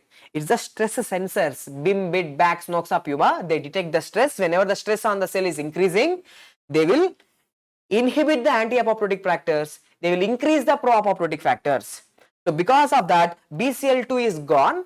Now cytochrome C is going to leak into the cytoplasm. Cytochrome C binds with APAF1, forming apoptosome. Now what is this apoptosome doing? Our apoptosome is converting procaspase number 9 into caspase number 9. Procaspase means inactive caspase. This is active caspase. So procaspase 9 is converted into active caspase number 9. So at the end of the day, so what we have seen? We have seen extrinsic pathway because of the death receptor pathway, sir. CD95, information is coming from outside, signal is coming from the outside, the cell should die. See, 8 and 9 caspases are activated because of the extrinsic pathway. Because of the intrinsic pathway, caspase number 9 is activated. So this 8, 9 and 10. Dekho, 8 hai, 10. Here 8 and 10, here 9. So what are these 8, 9 and 10? Take a small note. Sir, this 8, 9 and 10 caspases. These are the first caspases which are activated. 8 and 10 are activated in the extrinsic pathway. 9 is activated in the intrinsic pathway. 9 is activated in the intrinsic pathway. So these 8, 9 and 10 are called as initiator. They are the initiator caspases. Now initiator caspases are activated. Once 8, 9, 10 are activated, that's it, sir. Cell will die. Simple. Now initiation completed. Now what is the final thing? Execution. Initiator caspases are activated. Now you know it. See, देखो, caspase number 8 and 10 separately I am writing. Why I am writing separately? Because 8 and 10 are activated because of extrinsic pathway. Extrinsic pathway. This caspase number 9 is activated because of intrinsic pathway. Doesn't matter whether it's extrinsic pathway or intrinsic pathway. Once if 8 and 10 are activated and once if 9 is activated, what they will do? They will activate the executionary caspases. These are the real heroes, sir. These are the real heroes. Who are the real caspases? 3, 6 and 7. So caspase number 3, 6 and 7, these are executionary. Executionary caspases. So what are they executing, sir? What are they executing? Final thing, cell death, apoptosis. So this caspase number 3, 6, 7, they activate what? Phospholipases inside the cell. Once phospholipases are activated, cell membrane damage. Organelle membranes are going to be damaged. Proteases. Once the proteases are activated, the cell cytoskeleton, the entire cell cytoskeleton, the actin filaments, intermediary filaments break down. Okay, and these caspases, the very, very important MCQ, caspases are also activate the enzymes called as the endonucleases. Endonucleases are going to cause the fragmentation of the DNA. The DNA is going to be chopped into small pieces. So done. So phospholipases cause the damage to the phospholipases will cause the damage to the membranes. Okay, the membranes, especially not the outer membrane, not the cell membrane. It will cause the damage to the membranes of the organelles. Okay, and proteases, once the proteases are activated, the cytoskeleton is going to be damaged, and endonucleases, once they are damaged, the DNA material is going to be damaged. So that's it. Once this happens, cell will die, sir. Cell will die. Now for your exam, okay, NEET PG exam, what you should know is, देखो, sir, proteases है ना, sir, what are, like, you know, what exactly these caspases are doing? Caspase, look, this is some important MCQ. What is the full form of this caspase, sir? This enzyme, caspase 8, 10. Sir, caspase means C for cysteine. Okay, these enzymes contain cysteine amino acids. Cysteine. Caspase means cysteine. ASP for aspartate. Aspartate. They will cleave the proteins at aspartate residues. They will break down the proteins at aspartate, at every aspartate residues. Okay, so cysteine aspartases. Caspases means they are enzymes. They contain cysteine amino acid, and what they will do? They will break the proteins at aspartate residues. Okay, that's what I want you to know. So aspartate, every aspartate residue, the protein will be breaked. And endonucleases. So this endonucleases, what they will do? They will cut down the DNA at every 200 base pair. After every 200 base pairs, one cut will be there, sir. Okay, they are going to make a chop after every 200 base pairs. Okay, now at the end of the day, just there they go, because of the apoptosis. Okay, because of the apoptosis, what happened to the cell? Now because of the caspases, these caspases activated the phospholipases, proteases, endonucleases. The one cell, now it is fragmented into small fragments. Okay, the cell, one apoptotic cell, first it will shrink. Now it is going to be broken down into small pieces with the intact cell membrane. Remember, with the intact cell membrane, still the cell membrane is intact, the cellular contents are not leaked out. The cellular contents are not leaked out, sir. So this one cell is divided into small pieces. So these pieces are called as apoptotic bodies. Okay, apoptotic bodies. Okay, now in these apoptotic bodies, what do you feel? What do you see? Sir, in these apoptotic bodies, some cell organelles with the cytoplasm. So cytoplasm will be there, and some cell organelles are going to be there. The one cell is divided into small pieces, sir.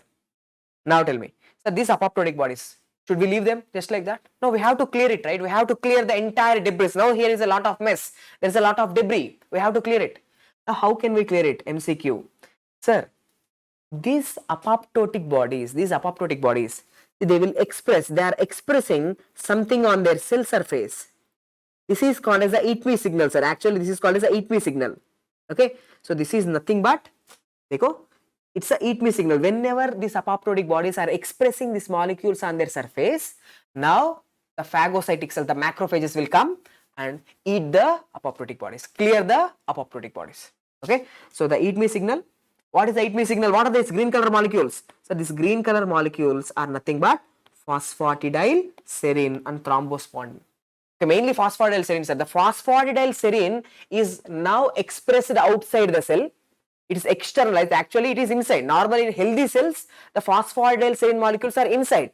But in apoptotic cells, now these phosphatidyl serine molecules are exposed out. It's like eat me signal.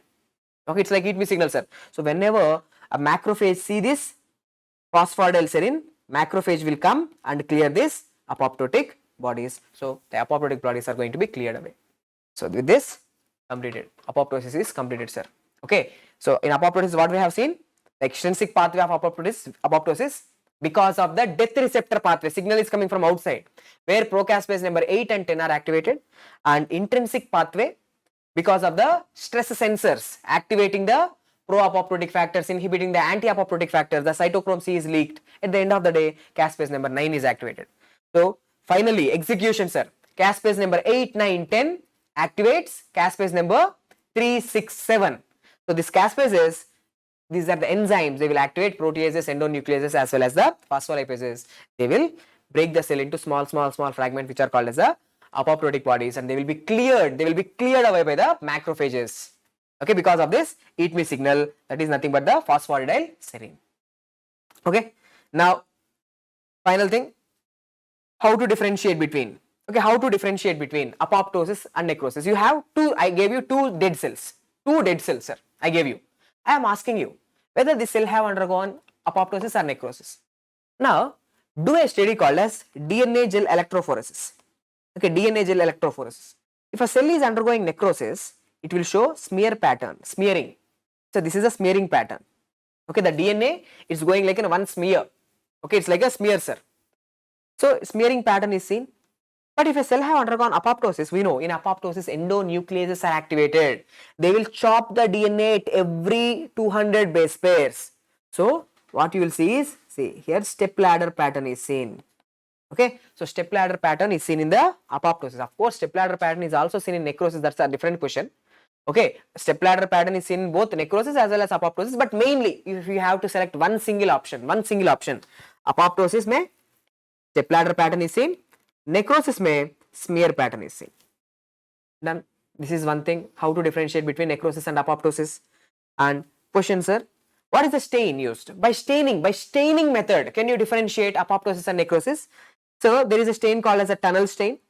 So this tunnel stain, it is positive only in apoptosis. This tunnel stain, the cells will get they will be positive in apoptosis. Apoptosis cells are going to be positive for the tunnel stain, and necrosis, there is a negative. Tunnel stain is going to be negative in necrosis, positive in apoptosis. So with this, the entire topic, all integrations, whatever need to be done, whatever you should know for your exam, I have completed, sir. Okay. MCQs, I will show you the MCQs, just answer it. What is Zincus degeneration? Just tell me the answer. A, B, C, D. It is waxy hyaline degeneration or necrosis of the skeletal muscle in acute infections like typhoid. Which muscles is going to be most commonly affected? Rectus abdominis. Rectus abdominis is going to be affected. Okay. Next.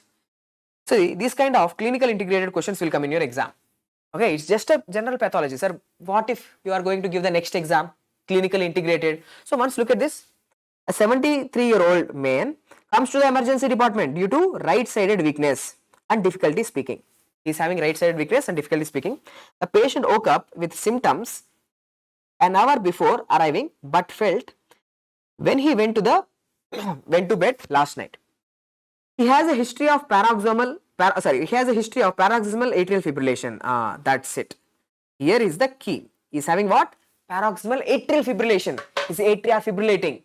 Okay, his atria are fibrillating. Now you know. Whenever your atria are undergoing fibrillation, there is a chance that in atria clots will form, sir. Mural thrombosis will occur. Clots will start to form in that fibrillating atria.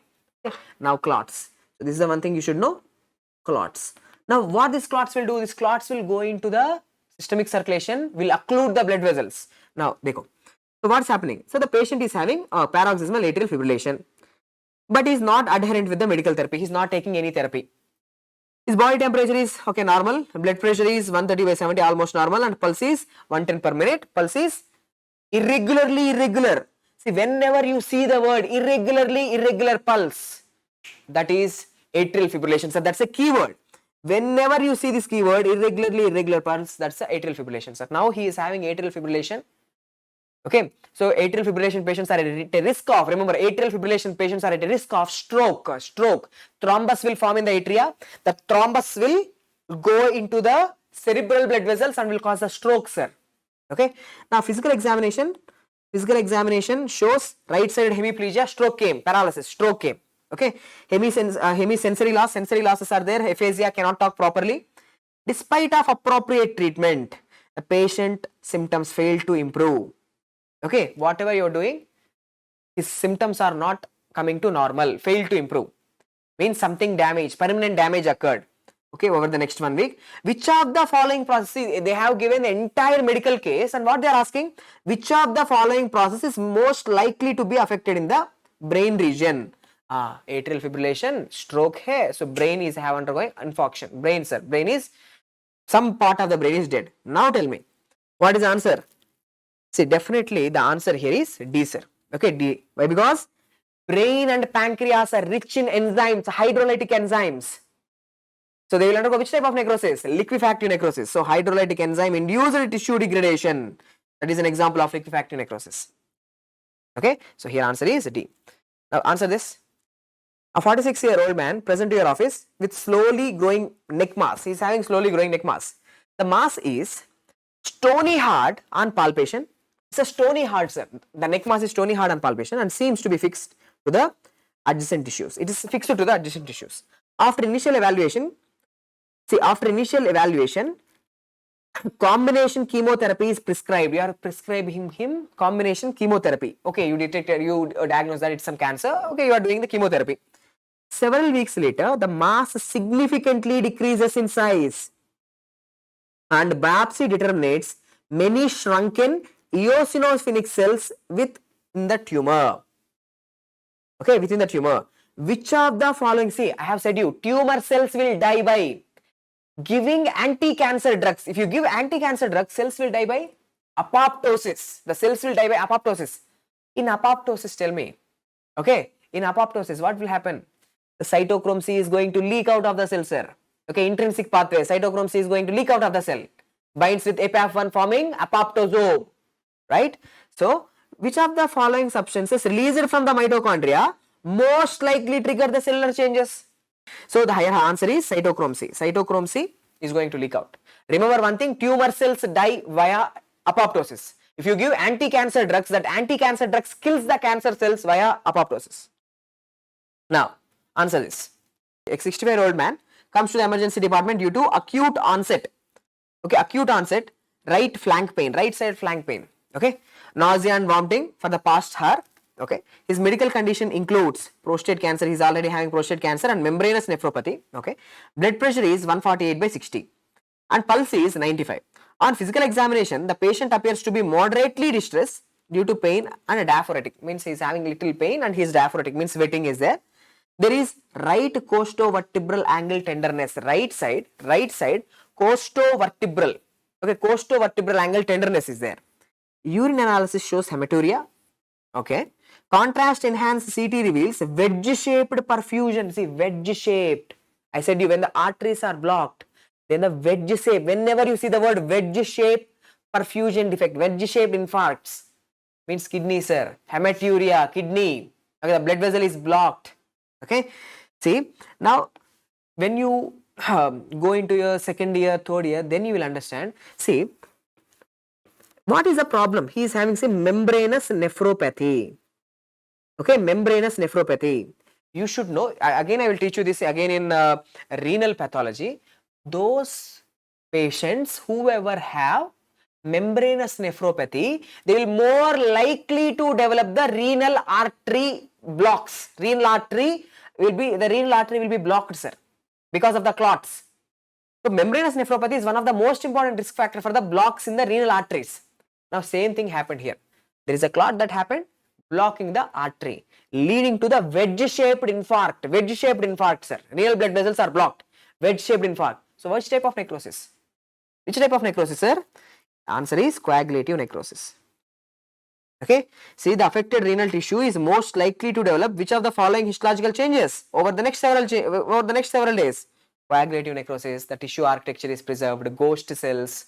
Okay. Denaturation of the proteins. The coagulation of the proteins is going to cause the architecture preservation. Okay. Now, completed till apoptosis, right? Necrosis and apoptosis are completed. Now, let's do other types of cell death. Okay, the other types of cell death. Now, the other types of cell death are, see, necroptosis. Necroptosis, sir, the questions which were asked in the exam. These are the topics which were very important. Necroptosis. See, necroptosis, what exactly is it? Is it apoptosis or is it necrosis? See, necroptosis is a combination of both. Okay, it's a combination of both necrosis as well as apoptosis. So, necroptosis, what exactly is it? Necroptosis is both a combination of necrosis and apoptosis, sir. So, something related to necrosis and something related to apoptosis happens here in the necroptosis, okay? Now, so this is also called as programmed necrosis. It's mainly a necrosis. Okay, it's mainly necrosis. Why we are calling it as necrosis? At the end you will understand. Okay, at the end you will understand. So, necroptosis is also called as a programmed necrosis. In the name itself it's there. Necro stands for necrosis, and ptosis, what is this? Apoptosis, sir. So, necrosis and apoptosis. Now, this necroptosis, yes, it is caspase independent cell death. Why we are not calling it as apoptosis, complete apoptosis? Why? Because the caspases, no caspases are involved. Cell death is happening, but yes, it is programmed, but the caspases are not involved. In yesterday's class, we have discussed caspase number 8, 9, 10, 3, 6, 7 caspases. Okay, those caspases are not involved in necroptosis. Okay, now is it an active process, sir? Yes, of course, it's an active process, just like apoptosis. Okay, apoptosis is active, so necroptosis is also active. Next, is it physiological or pathological? It's both physiological and pathological, just like apoptosis. Apoptosis is physiological and pathological. Here also this necroptosis is again physiological and pathological. Just recap what are the important things which you should know. Necroptosis is also a type of cell death. Just like necrosis and apoptosis, necroptosis is also a special type of cell death. Sir, is it necrosis or apoptosis? Sir, it's combination of both necrosis as well as apoptosis. Certain features of necrosis are seen and certain features of apoptosis are seen. Okay, why we are calling it as apoptosis? What is something related to apoptosis here? It is programmed. Okay, it's a programmed cell death. Okay, it's an active process, yes, true, and it is also physiological as well as pathological, both. Now, as we are saying it, this is both physiological. Necroptosis is seen both in physiological conditions as well as pathological conditions.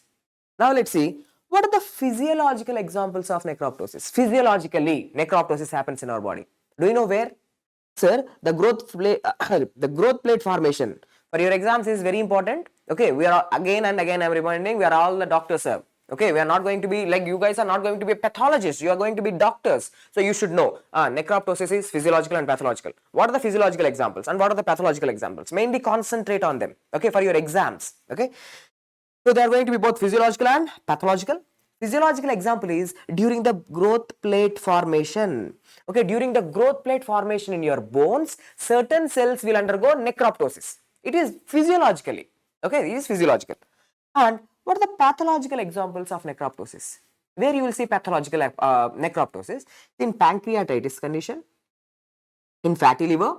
Fatty liver means steatosis, you know it, right? Steatohepatitis. The fatty liver. Whenever the person is suffering with fatty liver, that's definitely pathology. Pancreatitis, definitely pathology. Okay, and cytomegaloviral infection, CMV.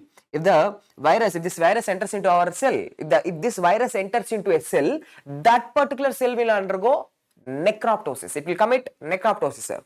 Okay, and neurodegenerative disorders like Parkinsonism and Alzheimer's. Okay, in these conditions, in Parkinsonism and in Alzheimer's, the neurons. Okay, Parkinsonism is pathological. Alzheimer's is pathological. So, in these conditions, neurons will undergo necroptosis. Okay, so now tell me, necroptosis, important points. It's both physiological as well as pathological. It's a combination of necrosis as well as apoptosis.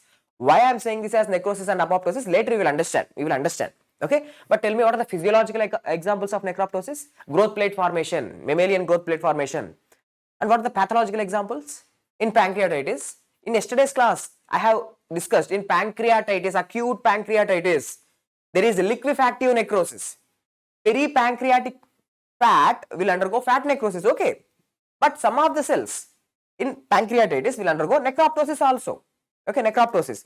So fatty liver and neurodegenerative disorders like Parkinsonism and viral infections like cytomegalovirus infections. So in these conditions, a special type of cell death will occur, and that special cell death is necroptosis. Okay, now what is a pathway? I have said you, it's a programmed cell death, programmed. Okay, it's not happening just like that. Okay, haphazardly. There is a sequence of events are going to happen. Okay, see, the pathway of necroptosis is, dekho. Now, first, tumor necrosis factor. The tumor necrosis factor is going to come and act on the cell. Okay, for example, imagine this is the cell that's going to undergo the necroptosis. Now, first the tumor necrosis factor alpha is going to come and bind with this cell. First, it will go and come and act on this cell. So, the tumor necrosis factor, I will show in the image also. So, this is the tumor necrosis factor. Dekho. It is going to bind with its receptor, tumor necrosis factor receptor. Okay. Tumor necrosis factor is coming and binding with the tumor necrosis factor receptor. So, what happens? Now, this tumor necrosis factor receptor, it's going to activate certain proteins inside the cell, certain enzymes I should say, certain enzymes inside the cell called as the RIP kinases. So, TNF is going to bind with its receptor. Binding of this activation of this TNF receptor is going to activate the RIP kinases. Okay. So, now this RIP kinases, there are two types of RIP kinases, RIP kinase 1 and 2. There are two RIP kinases. This RIP kinases, what they will do? Now they will activate something called as MLKL or milk L. I used to remember, like no need to remember the full forms. Okay, MLKL. Okay, RIP kinases are going to activate which structure inside the cell? MLKL. That RIP kinase, RIP kinase. Kinases, what they will do? Kinases will do the phosphorylation, right? So this RIP kinases are going to do the phosphorylation of this MLKL. So once the MLKL is phosphorylated, once it is activated, that's it, sir. Now it is going to cause the cell membrane damage, and now the cell membrane will be damaged, the cell, like water will enter into the cell will become swollen. Okay, so cell membrane damage is occurring, inflammation will occur, cell will swell and it will die. It will die. So there is a pathway, sir. There is a pathway.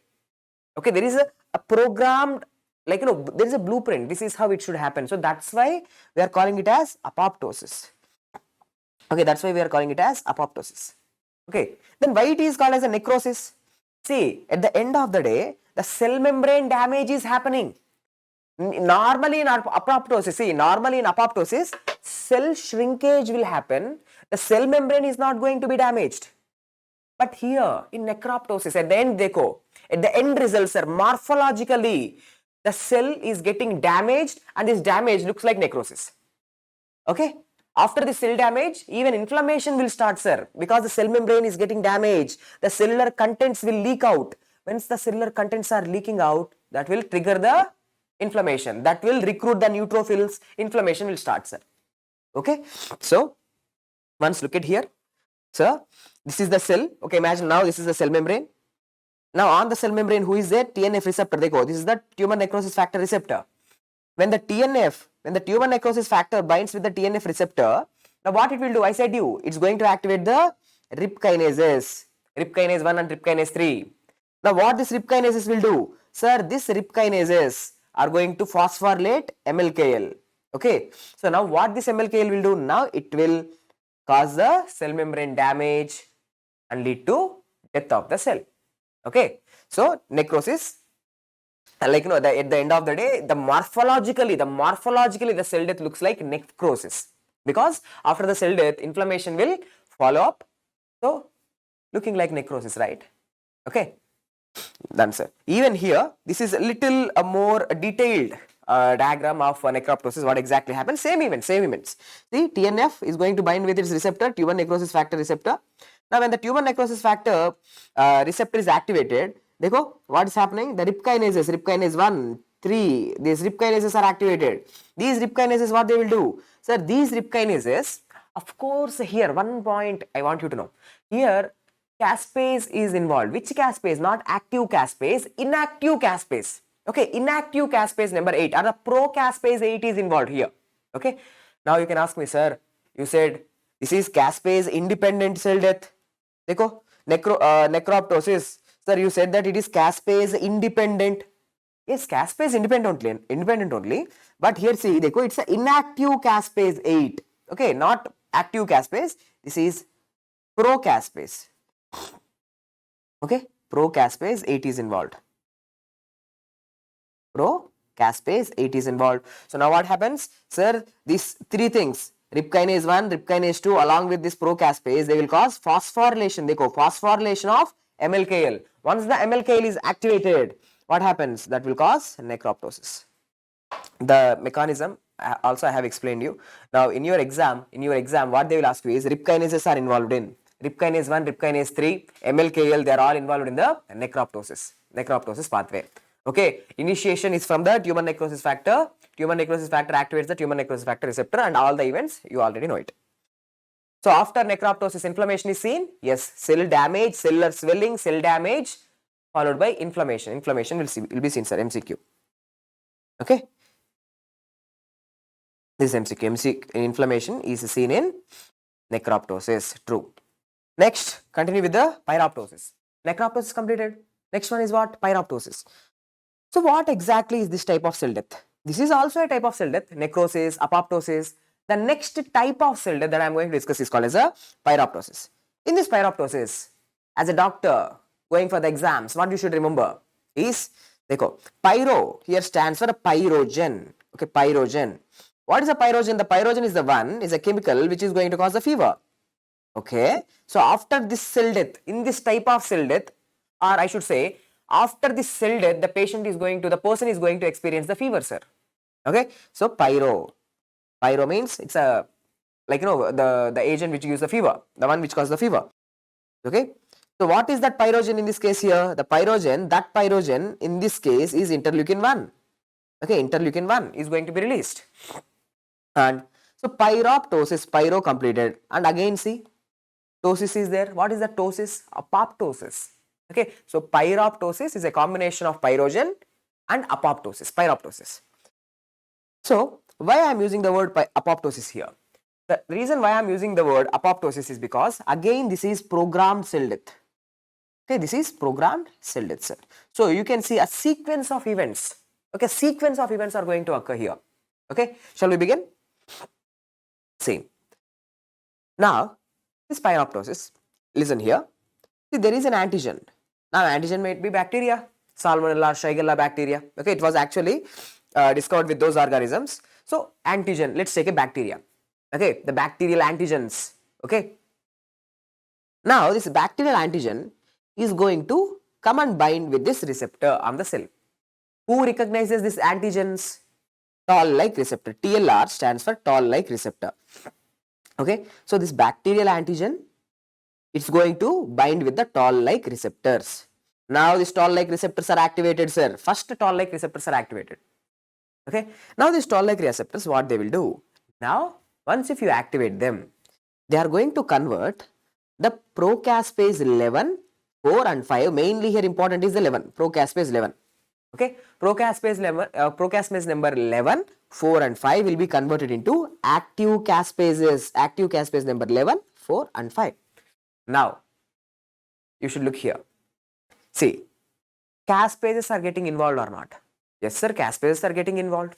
Then why we are not calling it as just like apoptosis? Why this is not just apoptosis? Why it is called as pyroptosis? Because yes, of course, this is apoptosis, but the caspases which are involved here in this pyroptosis are different. These are the different caspases. In apoptosis, in the intrinsic pathway and in extrinsic pathway, in yesterday's class I have discussed. In apoptosis, which caspases are involved in apoptosis? Sir, caspase number 3, 6, 7 and even the caspase number, initiator caspases like the caspase number 8, 9, 10, they are involved. But here look at the caspases. These are caspase number 11, 4, 5. These are different caspases which are getting involved. Okay, so now just tell me what is happening in this pyroptosis. In this pyroptosis, actually it is a pyrogen involved. Here there is a pyrogen involved, sir. What is that pyrogen? I will discuss. Okay, and what's happening? Antigen binds with toll-like receptor, so the procaspases are going to be converted into active caspases.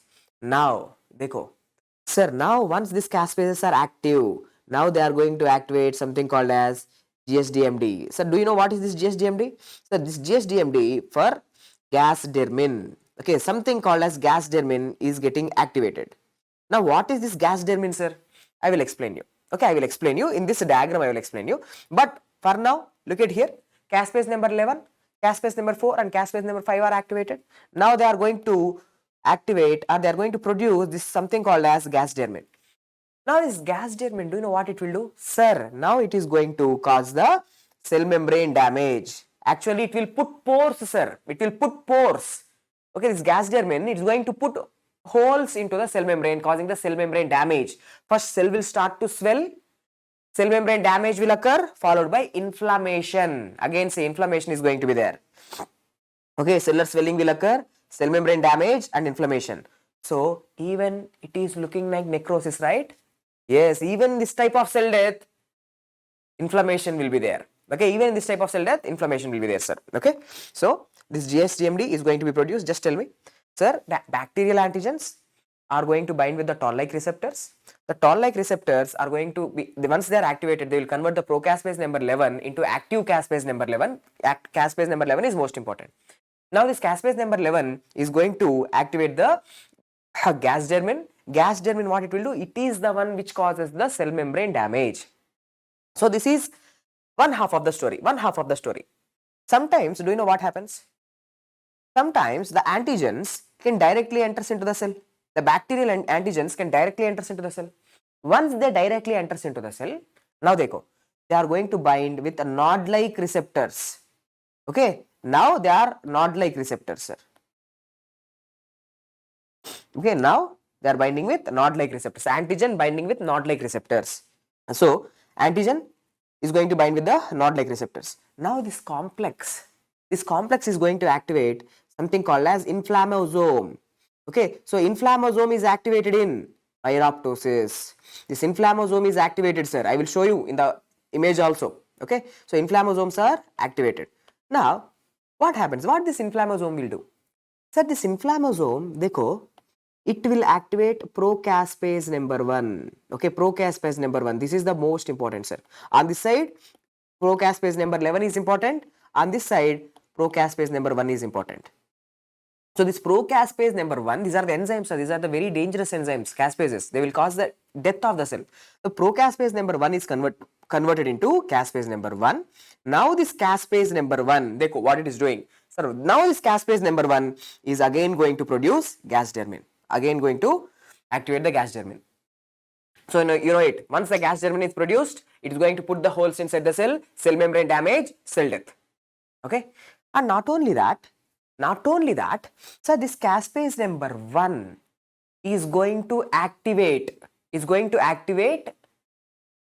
pro-interleukin 1 into interleukin 1. Okay. What I am telling you, this caspase number 1, sir, what it will do? It will convert the pro-interleukin 1, means inactive one, okay, inactive pro-interleukin 1 into active interleukin 1 and interleukin 18. So, caspase number 1, it is going to help in production of which interleukins?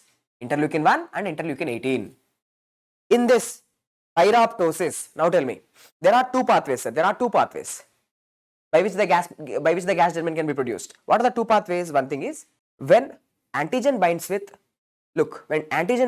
toll-like receptors, the toll-like receptors are going to convert the procaspase number 1145 into active caspase number 1145. These active caspases are going to activate the gas dermin. Gas dermin is going to cause the cell damage. Done.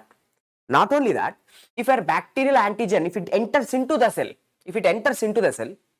now these antigens can be recognized by the node-like receptors. Now, antigens are going to bind with the node-like receptors. Now, they will activate a structure called as inflammasome. Now, the inflammasome, once it is activated, they will convert the procaspase number 1 into active caspase number 1. The caspase number 1 again is going to produce the gas germin. Again is going to produce the gas germin do the cell death. Point number 1 is the caspase number 1 is going to help in production of which interleukins? Interleukin 1 and interleukin 18. So this is the point. This interleukin 1, it comes out of the cell.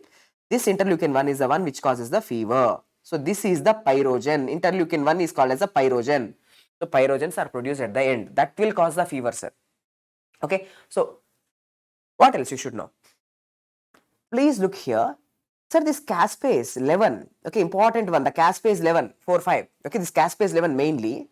So what it is doing? It is also directly activating the inflammasome, okay.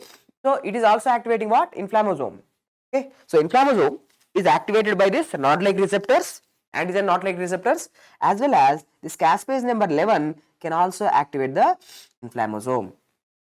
Now, whatever we have seen, let's look at in the pathway. Okay, this is simple diagram which I have drawn. Now, let's look the pathway, sir. Let's look at this pathway. Okay, now look at here. See, now this is the bacterial antigen, lipopolysaccharides, bacterial antigen, sir. Now, this bacterial antigen, where is going to bind with? It is going to bind with toll-like receptor. Once the toll-like receptors are activated, now tell me what they will do. They will convert the procaspase number 4, procaspase number 5 and procaspase number 11 into active caspase number 4, 5 and 11. So these caspases are produced, the active caspases are produced. Now what these caspases will do? I have explained. Sir, these caspases, they will produce this gas germin. Sir, what this gas germin will do? Sir, this gas germin, see, gas germin pore formation, it's going to form the pores in the cell membrane damage. The fluid will come into the cell. Fluid will, cellular swelling will occur, cell damage will occur. Okay, cell membrane damage and cell death will occur, sir, followed by the cell death. Okay, so this is one half. And not only that, you can also see here, see these antigens, they can directly enter into the cell. Okay, these antigens, they can directly enter into the cell. Now, after entering into the cell, they binds with NOD-like receptors. Now, once they bind with NOD-like receptors, they will activate what? They will activate inflammasome. These inflammasomes, what I have said you, they will convert procaspase number 1 to active caspase number 1. Now, what this active caspase number 1 will do? Decode. This active caspase number 1, see again, it is activating the gas germin. Now, gas germin, what it will do? It will put holes in the cell membrane, kills the cell. Okay, and not only that, this caspase number 1, what it is doing? It is converting the pro-interleukin 1 and pro-interleukin 18. Pro means inactive. So, this caspase number 1 is converting the pro-interleukin 1 and interleukin 18 into active interleukins. See, interleukin 1 and interleukin 18 is released out of the cell. They are coming out of the cell and they are responsible for the fever. Interleukin 1 is responsible for the fever mainly. Okay, so with this, pyroptosis is also completed. Apoptosis completed, pyroptosis is also completed. I have said you, this caspase number 11, see, they can directly activate the inflammasome. This is called a secondary inflammasome activation. Okay, so this caspase number 11 can directly activate the inflammasome. I have shown here. Okay, see, caspase number 11, it can directly activate the inflammasome. I have shown you. Okay, with this, necrosis, apoptosis, necroptosis and pyroptosis all are completed. Okay, we have seen the 4 important types of cell death: necrosis, apoptosis, necroptosis, pyroptosis. Most of the students, majority of the students, they know necrosis, apoptosis, but you should know, you are a special student, so you should know that what is necroptosis and what is pyroptosis. Okay, what are the pathways? MLKL is activated in necroptosis, RIP kinases are activated in necroptosis, caspase number 11, caspase number 1 are activated in pyroptosis. Interleukin 1 is produced in pyroptosis. Fever is seen in pyroptosis. Okay. Now, after this, the next topic that we are going to start is cellular adaptations. Very simple topic. Now, let me ask you, what exactly is this cellular adaptation? What exactly is cellular adaptation, sir? See, when you are stressing a cell, when you are giving stress to the cell will try to adapt to that stress. Okay, if I am giving you more and more work, so initially you will try to adapt to the environment. So even cells will try to adapt to the stress. So this is called a cellular adaptation. Okay. So for example, simple example I will give you. If you are going and doing exercise every day, you are putting stress on your muscles, right? You are putting stress on your muscles. So what happened to your muscle? In order to encounter that stress, in order to weigh the, to have the power to lift the weights, now your muscle cell will undergo hypertrophy. Your muscle cells are becoming bigger so that they can help you in the work. Okay, adaptation. The cells are getting adapted to the stress. So how many types of cell adaptations are there, sir? Sir, cell adaptations include hypertrophy, hyperplasia, metaplasia, atrophy. Okay, we'll discuss about them one by one. Okay, first type of cellular adaptation is hypertrophy, sir. Hypertrophy kya hai? What exactly is this hypertrophy? Now imagine there is this one cell. Okay, normally this is the size of the cell. Now if this cell, if it increases in the size, if it becomes this much big, okay, if it becomes this much big. So now what have happened? Hyperplasia or hypertrophy? Hypertrophy, sir. So hypertrophy means increase in the size of the cell. Okay, the size of the cell is increased. Okay, the size of the cell is increased.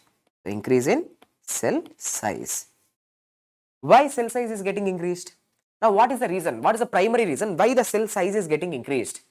Because in that cell, when you are giving stress, in that cell, protein synthesis is increased in the amount of protein synthesis increased. That's why the cell is increasing in size. Okay. Next, now exam point of view, what you should know that when hypertrophy is happening, the proteins are getting more and more, right? More and more protein synthesis is happening. So the cell size is also increasing. The proteins are helping in the formation of the cytoskeleton. So the cell size is increasing. Now in the cells, what you will find, what you will observe, sir, in the cells, the transcriptional factors, okay, transcriptional factors are increased. Now what are transcriptional factors? Transcriptional factors are the ones which helps in the protein production. So these transcriptional factors, okay, so transcriptional factors, they will cause first a transcription followed by translation, proteins will be produced. Okay, you know it, right? From the DNA, first transcription occur followed by translation. At the end of the day, DNA is going to be produced. So in this cell, in that particular cell which is undergoing hypertrophy, if you check, the transcriptional factor levels are more.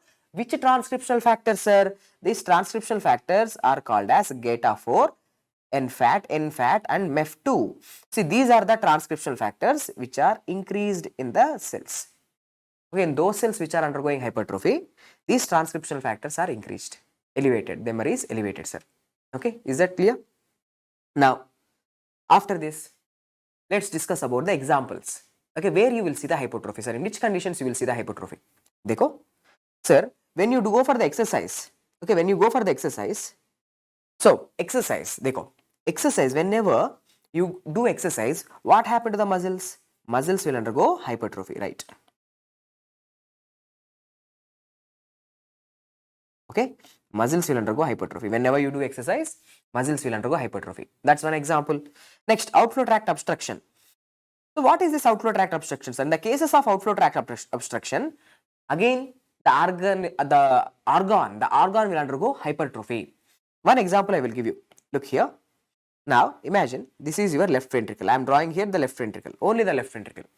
Now this is the outflow from the left ventricle. What is this? This is the aorta. Now imagine this is the left ventricle, this is the aorta.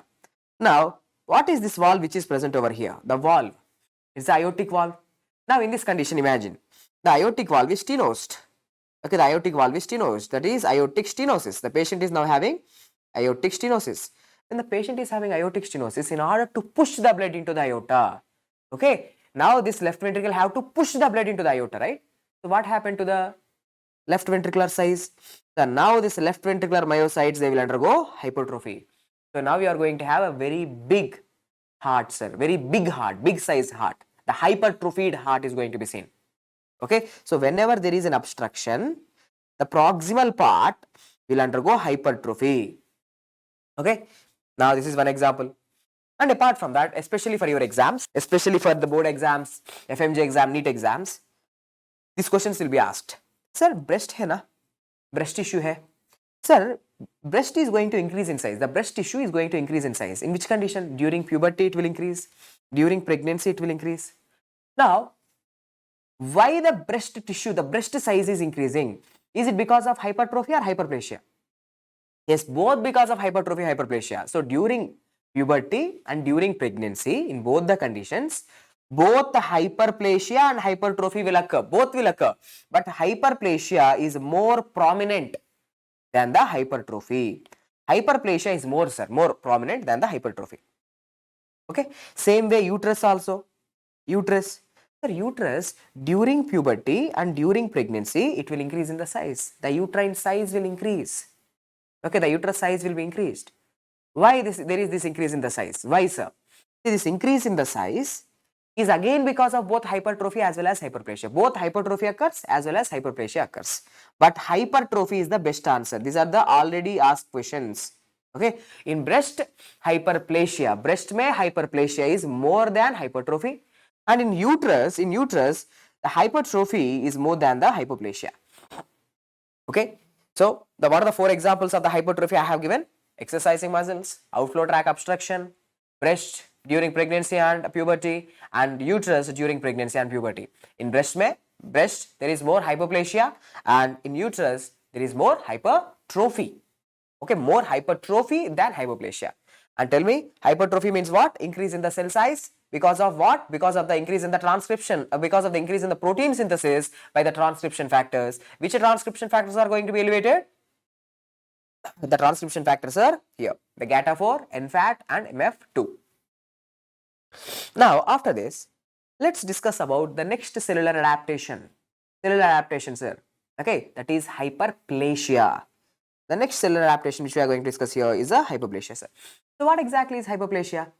Hyperplasia means one cell, it is dividing into many cells. Okay, the number of cells, one cell will divide into 2, 2 will divide into 4, 4 will divide into 8 cells. Okay, so what is hyperplasia? Hyperplasia means increase in the number of the cells. One cell dividing into 2 cells, these 2 cells dividing into 4 cells. Means due to the mitosis, the number of cells are getting increased. So increase in cell number. Okay. Now here regarding hyperplasia, I want to ask you some questions. Sir, is this hyperplasia, is it dangerous?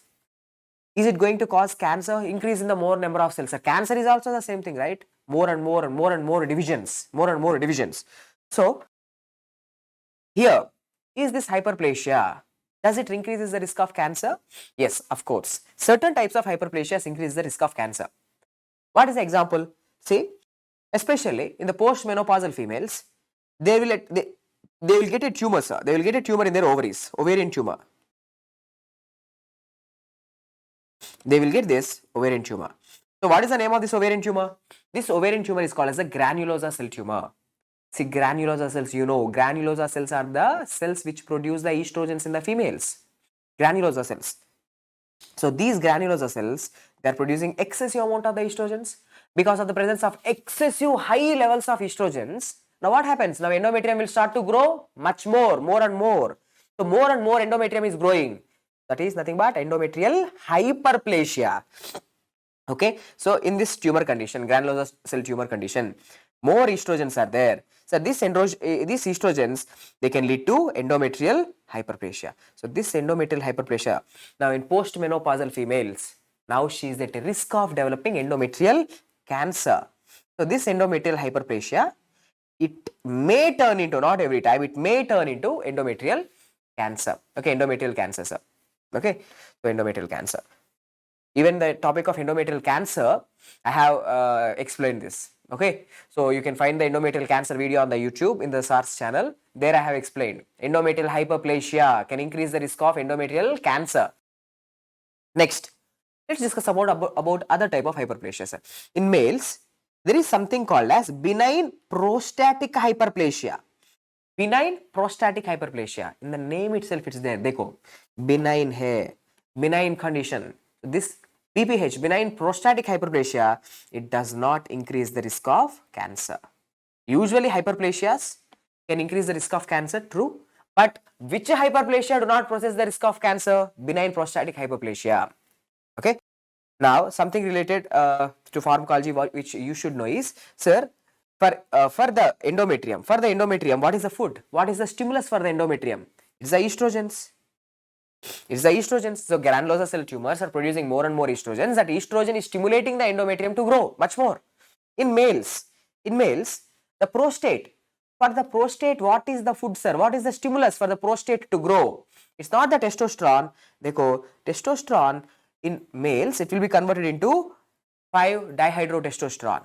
Okay, the DHT, sir, 5-dihydrotestosterone, Okay, so the testosterone is getting converted into dihydrotestosterone.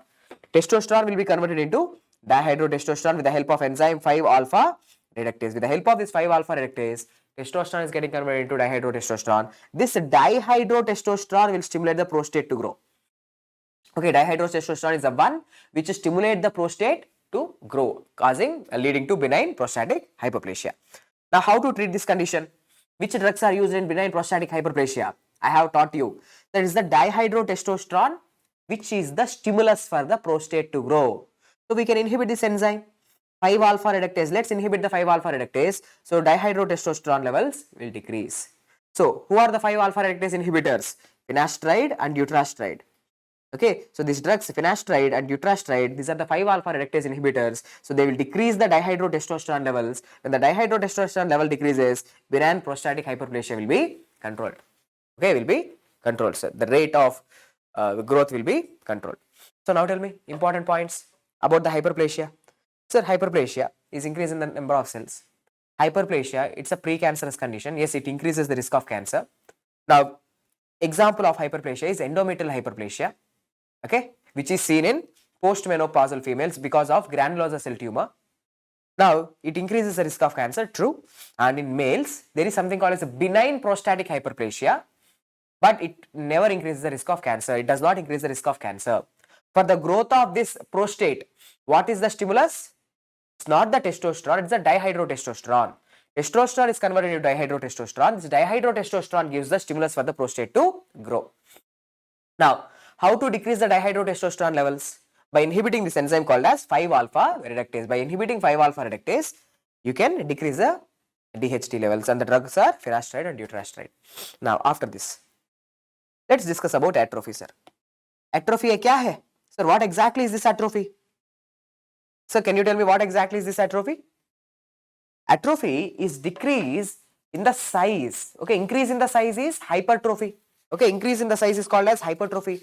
Decrease in the size of an organ is called as atrophy. Why there is decrease in the size of an organ? Why organ size is getting decreased?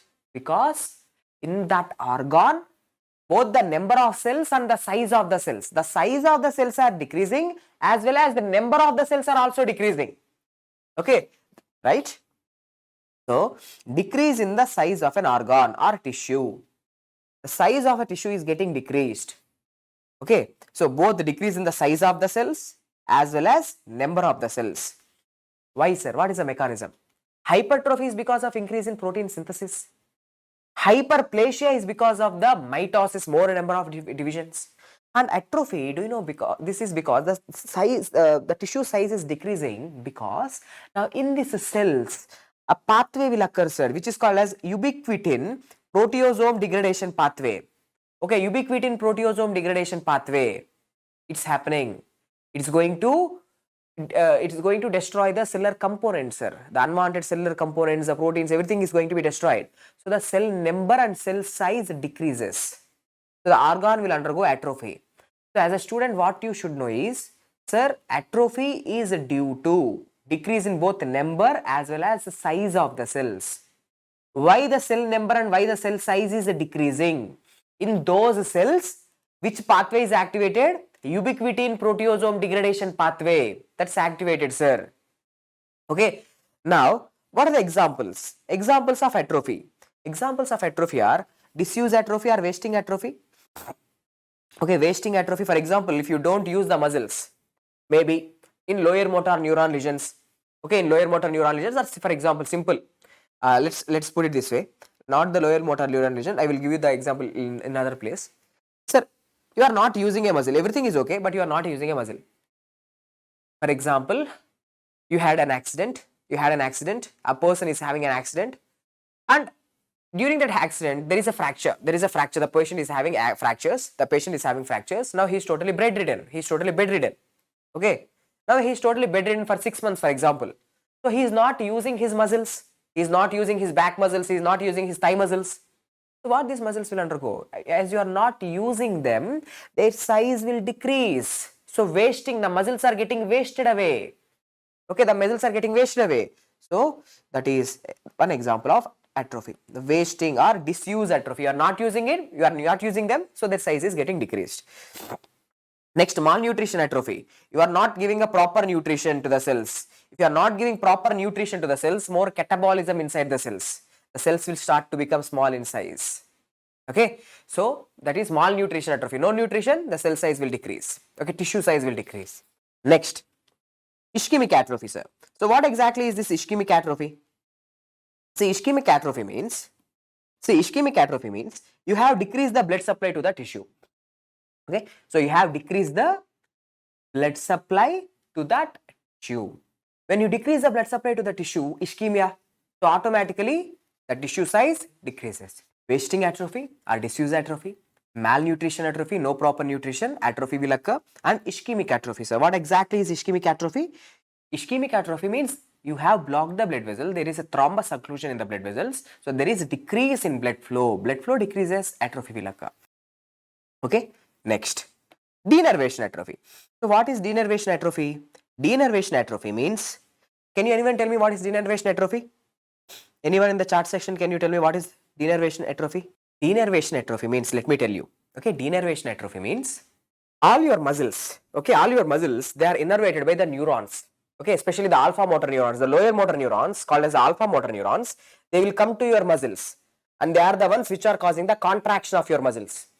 Because of some reason, like in polio, the alpha motor neurons are damaged, the lower motor neurons are damaged. When the lower motor neurons are damaged, now denervation.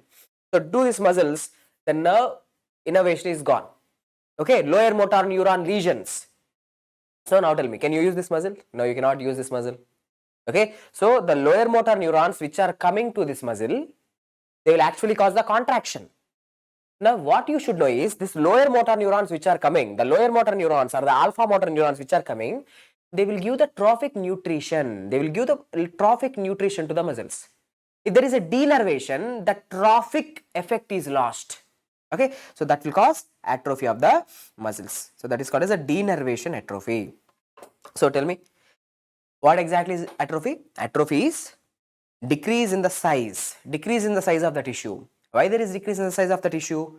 Because both decrease in the size of the cells as well as the number of the cells.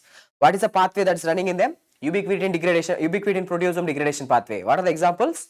Diffuse atrophy, malnutrition atrophy, ischemic atrophy, and denervation atrophy. Completed. This is me in that YouTube video. I have explained, sir, atrophy. Listen, when a patient is having, see, देखो, endometrial hyperplasia, now she is going to have type 1 endometrial cancer. I have said you, endometrial hyperplasia can lead to endometrial carcinoma. They increases the risk. Which type of cancer? See, endometrial hyperplasia, this is very important for the exams. If there is endometrial hyperplasia in a postmenopausal female, it will cause type 1 endometrial cancer. But sometimes, do you know what happens? Endometrial atrophy. Endometrium is undergoing atrophy, sir. Okay, endometrial atrophy. So this endometrial atrophy, right now our topic atrophy. So if there is endometrial atrophy, it will cause type 2 endometrial carcinoma. Type 2 endometrial carcinoma. So type 2 endometrial carcinoma is associated with atrophy. Type 1 endometrial carcinoma is associated with endometrial hyperplasia. That's also something important, especially for your exams. Okay. I have done this video. I have already recorded this video in the YouTube. You can watch the lecture if you want. You can go through the endometrial cancer video. Now, after this, let's talk about the other cellular adaptation. The next cellular adaptation, sir, which is called as metaplasia. Okay, metaplasia. So, what is metaplasia and what you should know for your exam? Okay, so metaplasia means change in one cell type. Okay, one cell type is going to change into other cell type, totally different cell type. So, change of one cell type into other type is called as, okay, metaplasia. Why it is changing? Because of the stress. Okay, because of the stress. What is the mechanism underlying here? Again, for hypertrophy, increased protein synthesis. For hyperplasia, it's the mitosis. For atrophy, it is the ubiquitin proteasome degradation pathway. And for metaplasia, say, there is something called as stem cell reprogramming. So stem cell reprogramming will occur. So because of this, yes, because of this stem cell reprogramming, one cell type will change into the other cell type. The stem cells program, the program of the stem cells is changed. Now they are forming different cells. Now they are forming different types of cells. I will give you examples. Examples are most important. The questions which were asked in the FMGE exam and NEET PG exam and even in the board exams, USMLE exams, the question which will come is, which vitamin deficiency can lead to metaplasia? Which vitamin deficiency? Vitamin A deficiency. Okay, vitamin A deficiency can lead to metaplasia. Why? Because for epithelial differentiation, vitamin A is very important, sir, very important. But if there is vitamin A deficiency, that will lead to metaplasia. Examples. This is from here. These are the important points which you should know. There is something called as Barrett's esophagus. Sir, what is Barrett's esophagus? Normally, let me draw here. Imagine this is your esophagus and here is your stomach. Okay, this is your stomach. Now, when acid is refluxing, okay, yeah, that's why we'll give retinoic acid. Yes, travel expect, you are true. Retinoic acid, vitamin A. Okay. Later I will explain about the retinoic acid, vitamin A. But for now, just listen here. Sir, acid, when it was supposed to be present where? Acid was supposed to be present in the stomach. Now, if this acid, if it is regurgitating into the esophagus, if the acid is coming back into the esophagus, is that good? Is that good? Definitely not good, sir. So, normally esophagus is lined by which epithelium? Sir, esophagus is lined by stratified squamous epithelium, sir. Esophagus, it is lined by the stratified squamous epithelium. Now, because of this insult, because of this stress, continuous stress, acid is coming. Do you know what happens now? Now, in the esophagus, the epithelium is changed into columnar type of epithelium. The squamous epithelium is replaced by the columnar type of epithelium because of the stress, especially in the lower one-third of the esophagus. So, yes, in the lower one-third of the esophagus, squamous epithelium is gone, replaced by columnar epithelium. So, along with this columnar epithelium, important point, even you can see goblet cells. Okay, goblet cells. Even along with this columnar epithelium, goblet cells are seen. This is the MCQ. Okay, which cells are seen? Goblet cells. Goblet cells are seen. Pen is misbehaving. Okay, so goblet cells are seen. Why goblet cells are seen, sir? Why goblet cells have occurred, like, why they came into the esophagus? Do you have any idea? Why goblet cells are coming into the esophagus? Normally, in the esophagus, there are no goblet cells. Goblet cells are not seen in the esophagus. Okay, now, why the goblet cells are coming? The goblet cells are going to now produce the mucus. Okay, now they are going to produce the mucus in the esophagus. Why mucus? Acid is regurgitating back? No. There is gastroesophageal reflux disease, GERD. So, the patient is suffering with what? GERD, gastroesophageal reflux disease. The acid is getting refluxed back into the esophagus. Okay. So, what happened? The squamous epithelium, the squamous epithelium is replaced by columnar type of epithelium, intestinal type of columnar epithelium along with the goblet cells. The goblet cells are now going to produce the mucin there, mucus over there. Okay. So, this is one example, Barrett's esophagus. Now, just tell me, seen in which condition? Barrett's esophagus seen in GERD, gastroesophageal reflux disease. And what you will see over there, I have explained you, sir, what you are going to see in Barrett's esophagus, there is columnar metaplasia. Okay, there is columnar metaplasia. Which type of columnar metaplasia? Intestinal type of columnar metaplasia. Why I am using the word intestinal type of columnar metaplasia? Why? Because goblet cells are seen in the intestines, not in the stomach, not in the esophagus. Now you are having the goblet cells also. So it is called as intestinal type of columnar metaplasia, and that's the MCQ. Okay, that's the MCQ. Next, what else are the examples of metaplasia? That's the myositis ossificans. Myositis ossificans means what? For example, whenever you are having trauma, sometimes when you are having trauma, now in the muscles, after some days, now you will feel hard lump or mass, which is nothing but the bone, sir. Now a bone formation is happening in the muscles. Bony tissue is growing inside the muscles after trauma, which means one type of tissue, the mesenchymal tissue, one type of the muscle tissue is changing into bone type material. So this is called as a myositis. So myositis means inflammation within the muscles because of the trauma. At the end, bone formation, ossificans, bone-like growth is happening. So myositis ossificans is an example of metaplasia. And smoker's lung. So normally in your lungs, columnar epithelium is there, ciliated columnar epithelium is there. This is the most common type of metaplasia. This is MCQ. It's the most common type of metaplasia, sir. What is that? Squamous metaplasia. Do you know what is happening now? Normally in the lungs, ciliated columnar epithelium is there. Okay, ciliated columnar epithelium is there in the lungs. Do you know what is happening now? See, this ciliated columnar epithelium, when the person is smoking, continuously smoking, now because of the smoke, the ciliated columnar epithelium is converted into squamous epithelium. Okay, so this is an example. Ciliated columnar epithelium converted into squamous epithelium. So this is called as squamous metaplasia. Okay, normally inside the lungs, what do you have? You have ciliated columnar epithelium. When the person is smoking continuously, there is a stressor. So the ciliated columnar epithelium, okay, is going to be converted into squamous epithelium. So end result is what? The squamous epithelium. It's getting changed into squamous epithelium. So it is called as squamous metaplasia. And one more example.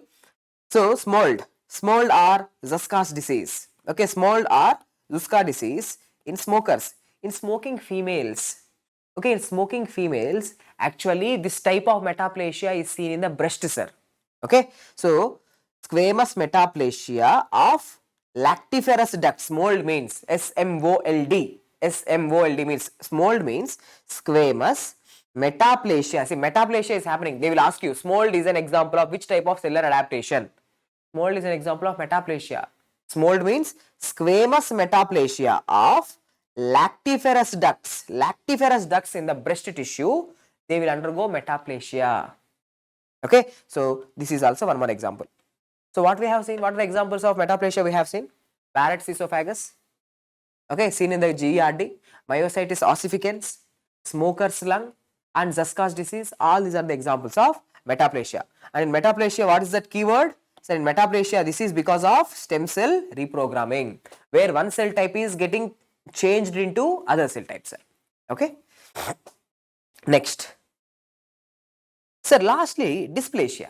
Let me ask you something about the dysplasia. Okay. So dysplasia, is it a cellular adaptation? Sir, hypertrophy is a cellular adaptation, hyperplasia is a cellular adaptation, atrophy is a cellular adaptation, metaplasia is a cellular adaptation, but dysplasia is not a cellular adaptation, sir. Dysplasia is not a cellular adaptation. And remember one more thing, all the cellular adaptations, whatever I have discussed, all the cellular adaptations are reversible. Okay, if you take out the stress, if you remove the stress, atrophy, metaplasia, hypertrophy, hyperplasia, everything will be reversed. Everything is reversed. So now let me write here, all cellular adaptations are reversible, no doubt. Let's take a note somewhere. Very important note. All cellular adaptations are reversible. Okay, all cellular adaptations, they are reversible, sir. So the question which was asked in the exam is metaplasia or the Barrett's esophagus. If the patient is Barrett's esophagus, is it reversible? Absolutely, absolutely reversible. Okay, so metaplasia is reversible, sir. Next. So what is dysplasia? Dysplasia is not a cellular adaptation. Now it's a total disorganized growth of the cells. Now there is so much stress, cells are trying to adapt. There is one stage, they gave up, and the totally they are growing in abnormal fashion, sir. Now they are growing in abnormal fashion. Now you can't even identify the cell, disorganized growth of the cells. You can't even identify what type of cell this is. Okay, so dysplasia is not a cellular adaptation. It's not a cellular adaptation. So what exactly is happening in dysplasia? Keywords: disorganized growth of the cells, loss of differentiation. You cannot identify whether it's a cardiac myocyte, whether it's a hepatocyte, whether it's a renal tubule. You cannot identify it, sir. disorganized growth. Okay, and is it reversible? All cellular adaptations are reversible, but this is irreversible. Once dysplasia is there, it is not reversible, sir. It is irreversible. It is irreversible, and it is a precancerous stage, almost going into the cancer. Almost the cells are going into cancer, sir. Okay, so with this, our topic cellular adaptations is also completed. Okay, I have given you important examples. Examples are the key. Examples are the important things. Okay, so benign prostatic hyperplasia, endometrial hyperplasia, type of endometrial cancer, is it type 1 or type 2? Okay, and what are the transcription factors, GATA4, NFAT and MEF2? So everything, whatever I have written over here is an MCQ in the previous year questions. Now after this, let's discuss about topic which is called as a cellular intracellular accumulations. Okay, in certain conditions, in certain pathological conditions, certain substances will start to accumulate inside your cells. For example, like iron accumulation, copper accumulation, glycogen accumulation, calcium accumulation. So in certain pathological conditions, in different pathological conditions, different substances will start to accumulate inside your cells. So that's our topic, sir, intracellular accumulation. Okay, so here first I am going to discuss about the pigment. Normal, sir, normal healthy cells also. Which pigment is there? In our skin, in the basal most layer. So for example, you can see here, sir, here see, are you able to see this black color? This is black color which is present in the deep layers of the skin, not on the superficial layer, in the deep layer of the skin, sir. That's a stratum basal layer of the skin. Are you able to look? Then the stratum basal, you can see the melanin pigment. Melanin pigment, that's the one which gives the color to our skin. Okay, so melanin is a pigment. Yes, it will accumulate in our cells. Okay, it's going to accumulate in our cells. So melanin, where it is there? It is there in the skin. Okay, but not only there, in central nervous system also. Look here. So what is this area? Can you tell me? So this black color area which I have highlighted over there, that's called as a substantia nigra. Okay, substantia nigra. Sir, this is healthy midbrain. Okay, this midbrain, this is actually midbrain, sir. This is a healthy midbrain. So in this midbrain, see, dekho, what happened to the substantia nigra, sir? The substantia nigra became pale substantia nigra. Can you tell me what is this condition? This condition is actually Parkinson's. Yes, one more, you are true, this is Parkinson's. So in Parkinsonism, actually what happens is the dopaminergic neurons, okay, from here, right, the dopaminergic neurons are damaged. The dopaminergic neurons in the substantia nigra, they are damaged, sir. When the dopaminergic neurons are damaged, look, dopamine is the raw material for melanin. Dopamine is the raw material for melanin. Normally, here, this black color is because of the melanin, sir. Because of the melanin, the black color is there. Now, in Parkinsonism, what happened? The dopaminergic neurons are gone. Dopamine is not there. When dopamine is not there, melanin synthesis cannot happen, sir.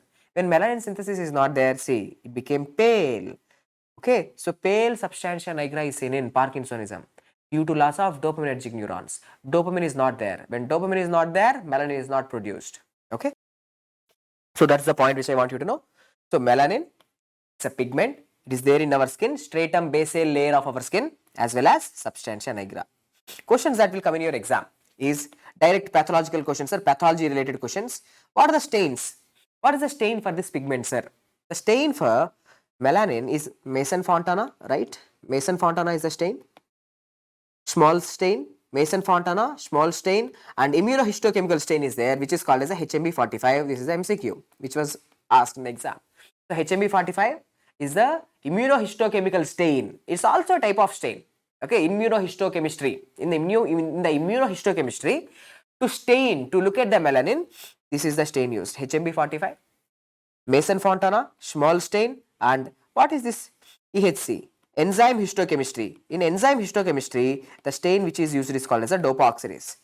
So tell me, to stain melanin, to look at melanin under the microscope, what are the 4 stains which are used? There are 4 different types of stains which you can use. One is small stain, Mason-Fontana, HMB45 and dopa oxidase. Dopa oxidase. These are the stains which are used. Next. Now let's talk about the pathological conditions. There is a pathological condition in which the iron will start to accumulate inside our cells. Iron is starting to accumulate inside our tissues. What is that condition? Hemosiderosis or hemochromatosis. Hemochromatosis, sir. Now hemosiderin is getting accumulated. Okay, hemosiderin means what? Iron accumulation inside the tissues. Seen in which condition? Sir, seen in hemochromatosis. In this condition, hemochromatosis, you can see iron accumulation inside our cells. So how to identify the iron? Look at here. Sir, this is the tissue. Actually, what is this tissue? Can you identify? Sir, this tissue is nothing but your renal tubules. These are renal tubules. So, renal tubules, sir. So, inside the renal tubules, are you able to appreciate this blue like dots? So, those blue color, this is nothing but iron. Okay, inside the renal tubules, iron is getting accumulated.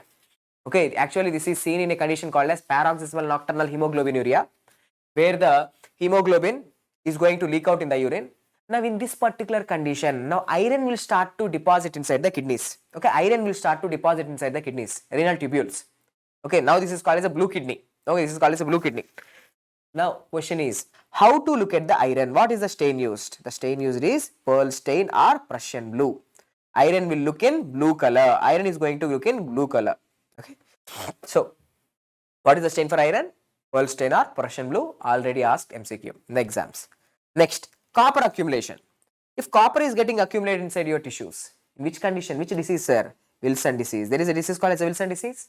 In this disease, ATP7B gene is mutated, question which was previously tested. So, ATP7 gene mutation, ATP7B gene mutation leading to the Wilson disease. Now, in this disease, what happens? Now, copper will start to accumulate inside our body. This is the image-based question which was asked. Are you able to see? Sir, this is the copper deposition, okay, in the eyes. Copper deposition in the eyes, sir. Do you know what is this called as? What is this? So, these are the, anyone? KF rings, Kaiser-Fleischer rings.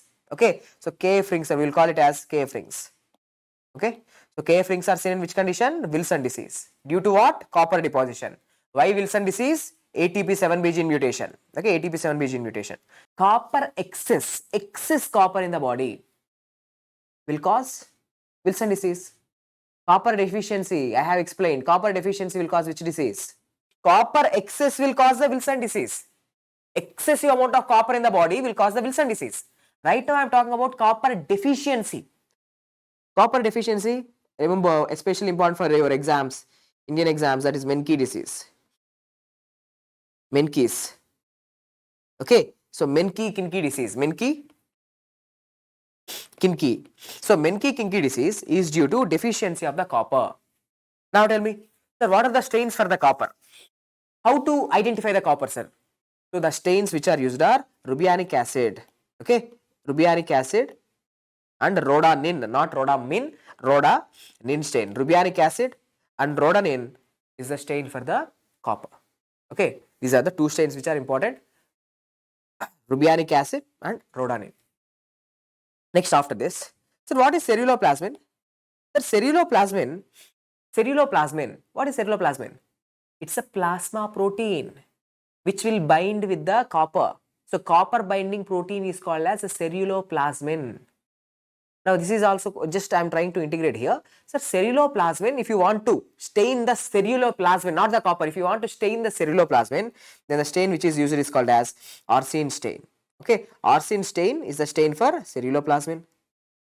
And there is this one more thing, one more pigment which is called as a homogenesic acid. Okay, it's an acid, it's homogenesic acid.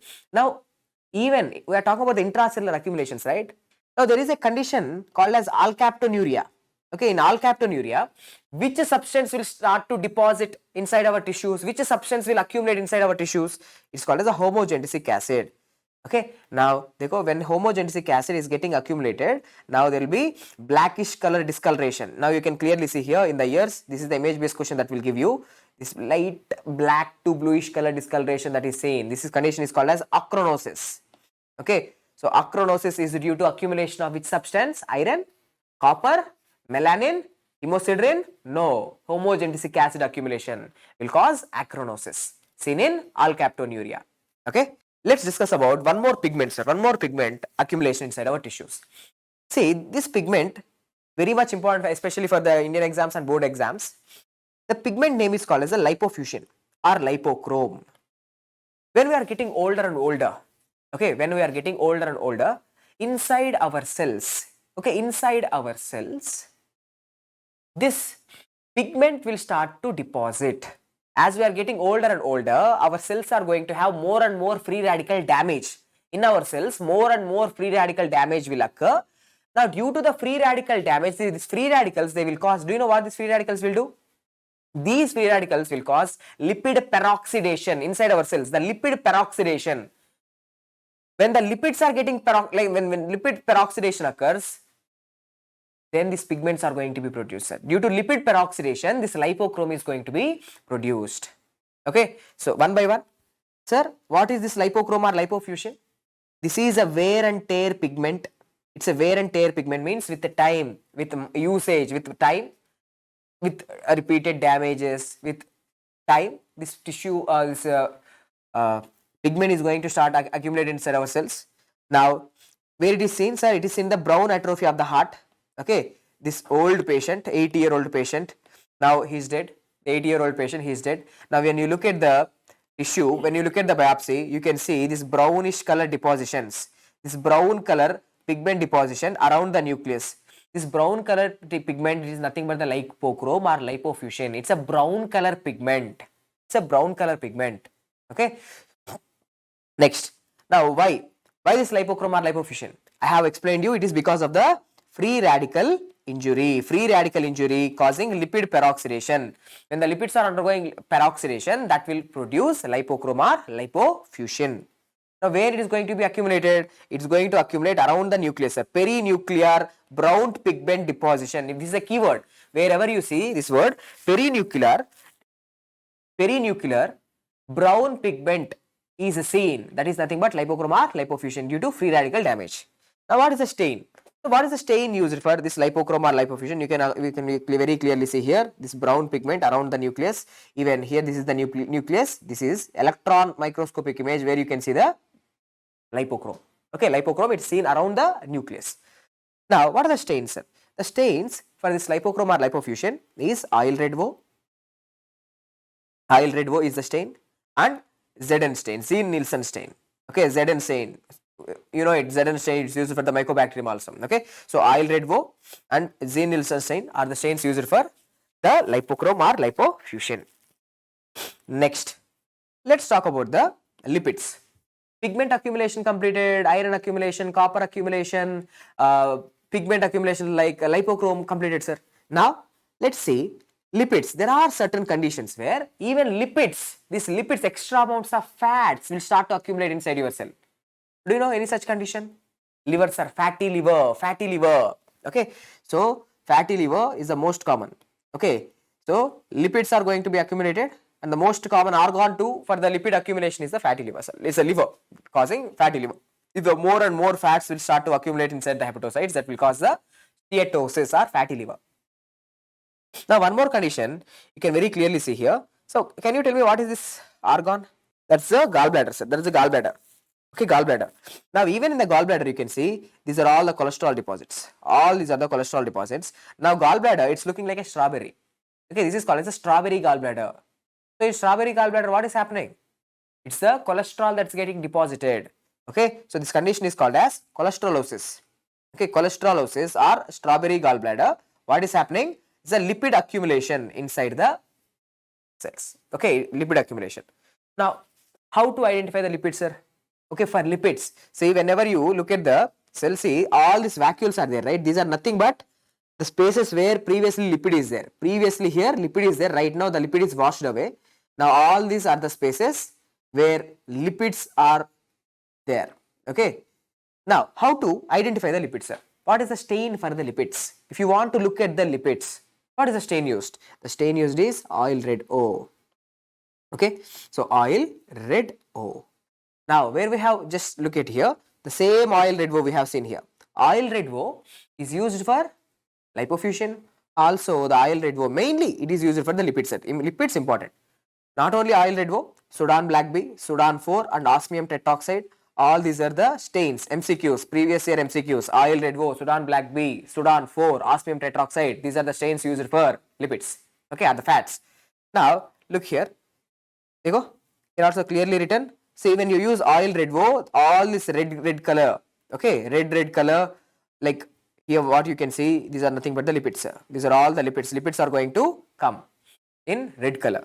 Okay, the appearance of lipids in light microscopy. Left one, this one is oil red O, and right one is Sudan black 4. Okay, see, in Sudan black stains, the lipids are going to take which color? The lipids are going to take the black color. Okay, lipids will be having black color, sir. Okay, so what is the stain? They can give you image based questions and they can ask you the stain is oil red O and this is Sudan black 4. Okay, so lipids also completed. Look at this. This is a strawberry gallbladder or cholesterolosis where excessive lipids are getting deposited inside the tissues. When you are suffering with hypercholesterolemia, lipids will start to deposit. Okay, next, and we are at the end. Glycogen, sir. Glycogen is getting deposited inside the tissues.